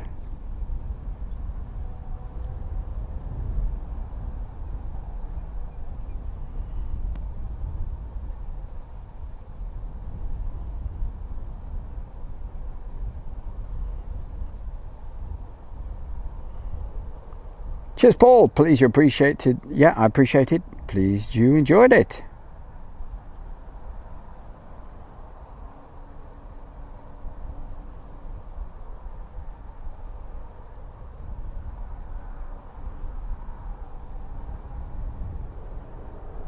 In Crawford, thank you to Ian. Get yourself a Mars bar. I will. definitely. Thank you very, very much. That's Driver Films. Cheers, my man. That's very kind. Thank you for the kind donation. Means a lot. I promise you. It really does. Yeah, we had a Spitfire as well. Gosh, that seems a lifetime ago. But I am just hanging on, all right? I'm just hanging on for you guys. So I hope you appreciate this. You know, those stomachs are rumbling like mad. It's not the wind, that's the bear's stomach growling away. I'm just going to hang on just a little bit longer for you, just in case we get this Chinook roll demo that people are talking about. But I can hear them.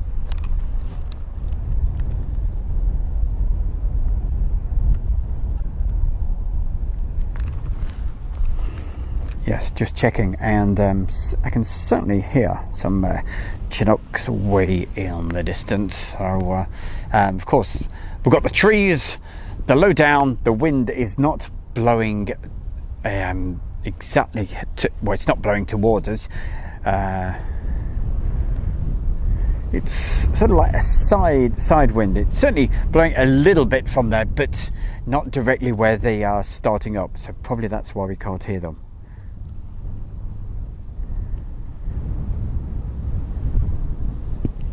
Hello, Santa. How are you? Joe Smith. Thank you very much, Joe.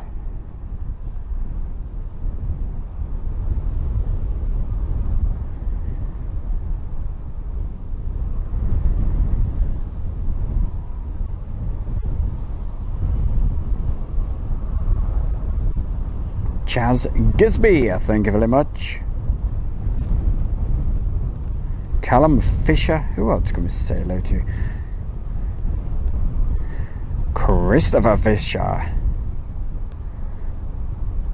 Also, hi to Richard. Gareth Ross, UK.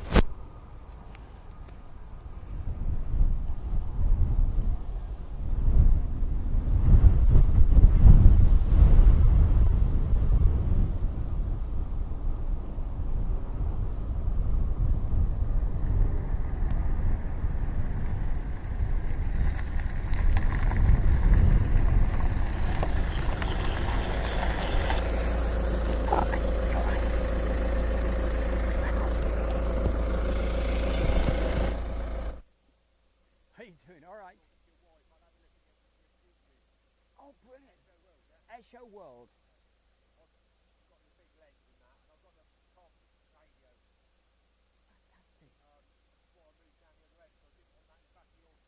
Oh, but yeah, because it's going out live. I'm still live now. I'm just seeing if is there anything else like the Chinooks? I thought the Chinooks were supposed to do something. Yeah. I work next to RAF Benson. All right. Yeah. Oh well. Yeah. Yeah. Oh well. Good luck. Thank you very much. And yeah, keep watching Airshow World. Absolutely. So is it on YouTube? Will you do repeats of it, or are you on Facebook, or what is it? You can. It'll be there right now. Yeah. It's on Airshow World YouTube. Remember, Airshow World YouTube. And yeah, thank you very much. You take care. There we go, just having a quick chat with a young man asking about a channel called Airshow World, and I said, yeah, check it out. You probably heard me in the background. I was just having a quick chat. It was all good. It was all good. It was all clean. It was all good fun. Right, let's have a quick look. I certainly don't want to go off air just yet, just in case we do get that particular item coming up. So I'll tell you what I'm going to do. Right, just going to have a quick replay. It'll also give me chance to have a quick drink. Okay, so I'll be back with you in just a couple of minutes, and we'll do a replay, probably back to Duxford, and also a quick recap and thank you and all that sort of good stuff. You know, say good night, and hope you've enjoyed the show. But hey, that's not for a few more minutes yet. Okay, so stay with us. I'll be back with you in just a couple of minutes. Okay, hopefully we'll get the Chinooks.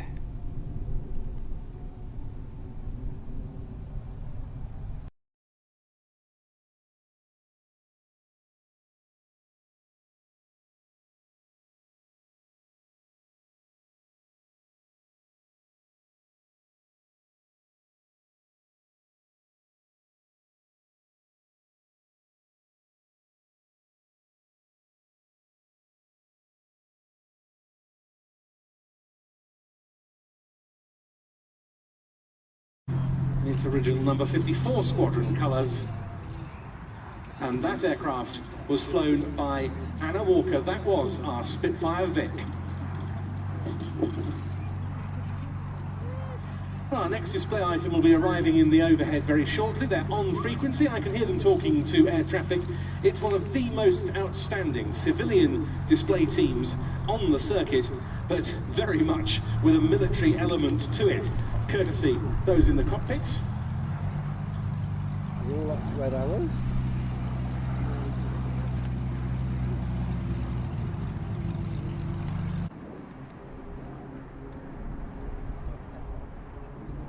Click, click, ring, ring, ring, ring.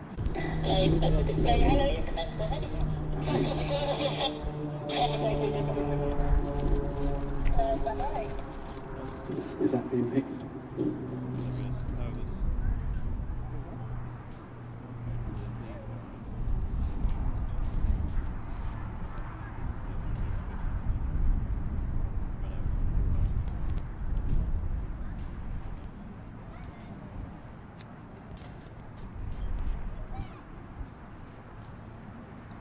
And so it's time to welcome this. Let's give a great warm welcome to the Blades.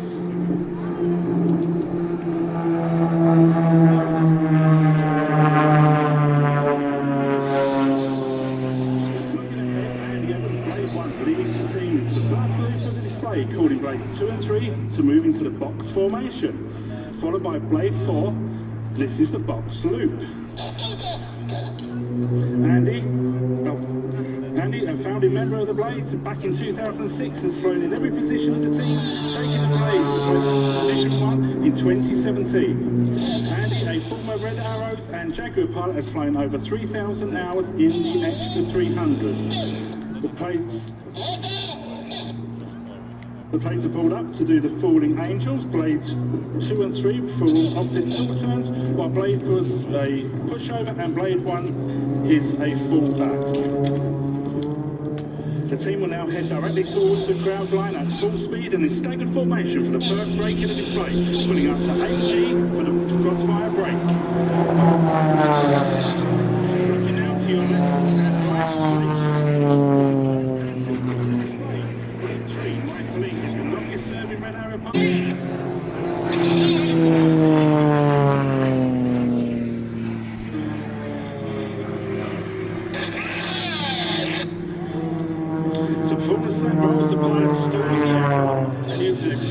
rudder to force the aircraft to roll rapidly. Now approaching from opposite directions, blades 1 and 4 will go head to head, performing synchronized aileron rolls. Got to the center of the seat.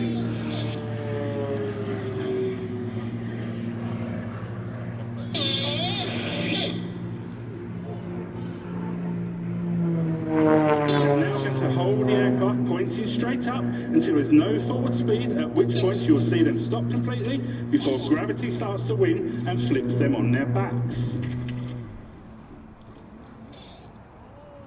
As they descend back down, the aircraft to the right is Blade 4, James McMillan, also known as McZ. James started his career as the youngest fast jet pilot for the Royal New Zealand Air Force and has an impressive history flying Hawks, Harriers and Typhoons for the RAF. He's now pulling up through a manoeuvre we like to call the centrifuge. This is simply because it involves quite a lot of spinning around. Diving back down now to gain speed. Get your cameras at the ready as James gets ready to fly the blade slide. This is a personal favourite of mine that involves the aircraft flying sideways through the air that makes for a great photograph.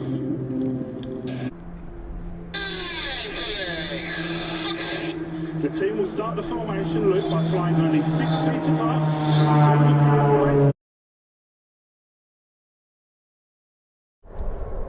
Right, you're back with Stu Bear Airshow World, and we do have something taken up. It's probably just a departure, but we will keep our eyes on this because somebody did say, do you remember early in the show, somebody did say that we did have a roll demo. Got a young man just cycled past us. He certainly enjoyed the red arrows. And what's your name, sir? Oh, Dave Wyatt. David, is it okay to pan the camera around? Course, yeah. Hey, we've got David here, and hopefully he'll be another follower of Airshow World. Say hi, David. Hiya. There we Hello, go. Airshow World. Thank you. And see, another new subscriber. Thank you very much. All right, lovely, see you. Cheers, David. You take care. Right, let's see what's going on, shall we? So I do get the feeling that it is probably just departing, but you never know. You've got to be in it to win it, and we certainly have been today. Goodness gracious, what a 5-hour show. That's mad.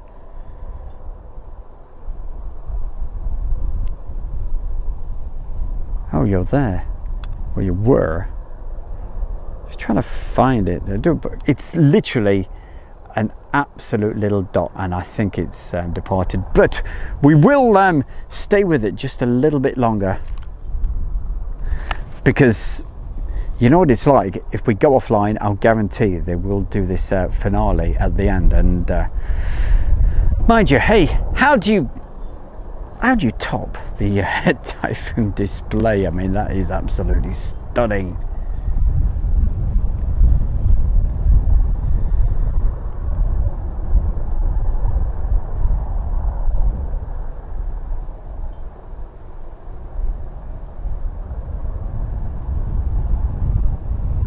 Just to let you know what's actually coming up on Airshow World over the next few weeks. Don't forget, every Friday night we've got the Friday night show. Next Friday's show, that's it's going to be mainly a Warbird special with a bit of Duxford and a few other bits and bobs as well, but also on that particular one I think I've got a jumbo special with lots of different jumbo jets throughout the last few years that I've actually filmed, so that's coming up.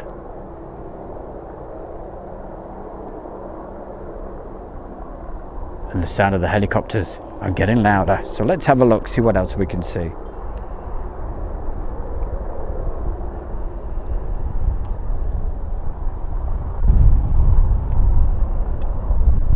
So that's on a Friday night, and on the bank holiday Sunday, taking a trip over to East Grandon.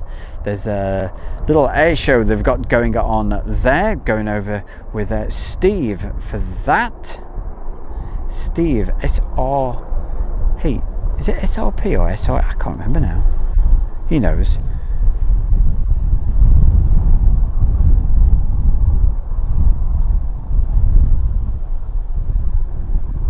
So we're going for that, and then the week after that, we're going to be at the Victory Air Show. Well, shall I say the Victory Show? It's not.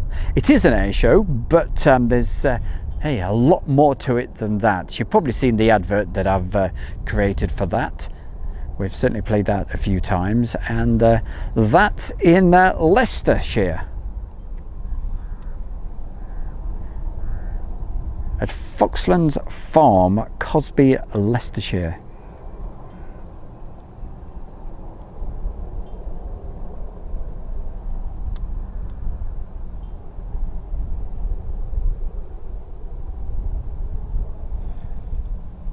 So I would have thought those helicopters have actually just took off and departed, but if it does go pretty quiet, I will probably call it a day, and if we do get any more action, I'll just film it. But I will check on the time, because I believe it all wraps up at 5:30, and it must be getting towards that. Yes, 5:15. So I would have thought that, unless they have got this finale coming up. Hey, the things I do for you guys, in this. Let's have a look, see what we're up to.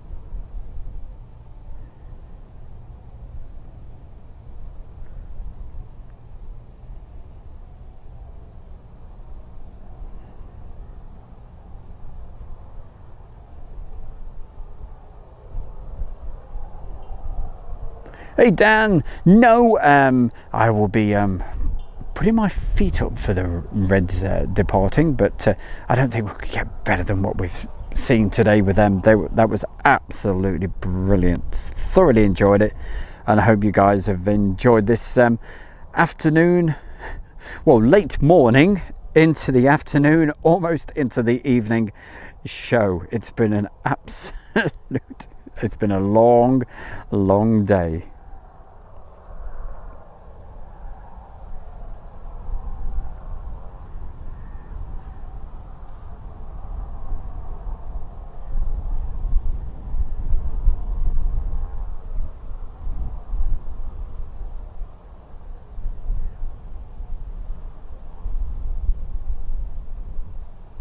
Well, Farmer Steve, he's been with us ever since we hit the live button. Goodness gracious. So thank you, Farmer Steve. Says thank you, Stu, for your great work and a great show. That's okay. It's an absolute pleasure. And, you know, I've absolutely loved it. Road 666, rather boring. Yeah, well, you should have been here earlier there, my boy. It's been pretty good, I tell you. And you should have been down here at Odiham. You would have loved it. In the sunshine, watching some aeroplanes being put through their paces with the red arrows, the Typhoon display, the blades, and Spitfire. Hey.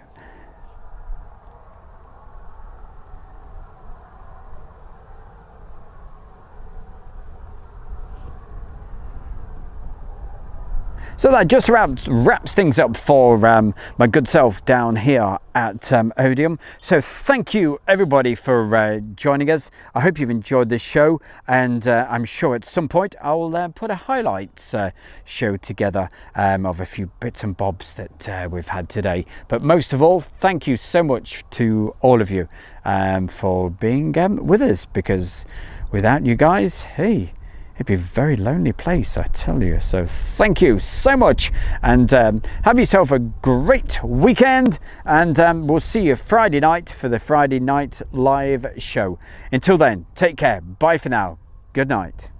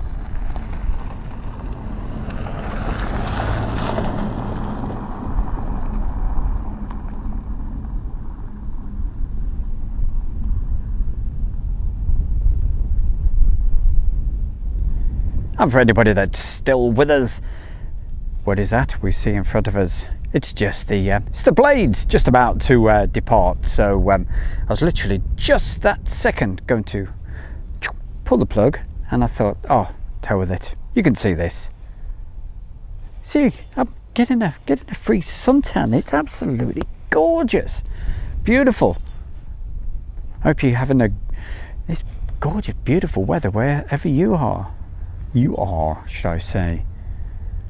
We'll just get the blades taking off, and hey, if you've only just sort of popped on and gone, hey, what's been going on? Just rewind the video and you'll see the blades display, all sorts of stuff.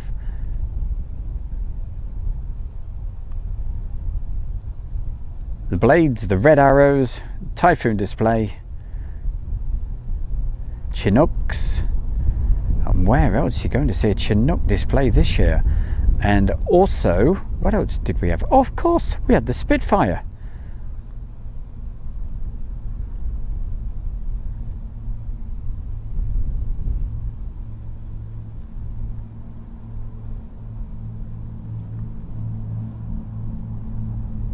So the blades departing. So just as I start to pack up, what I'll do, I'll just go back to doing what we were doing, just that quick wind down. But that should be it. But you never know with a bear, you really don't.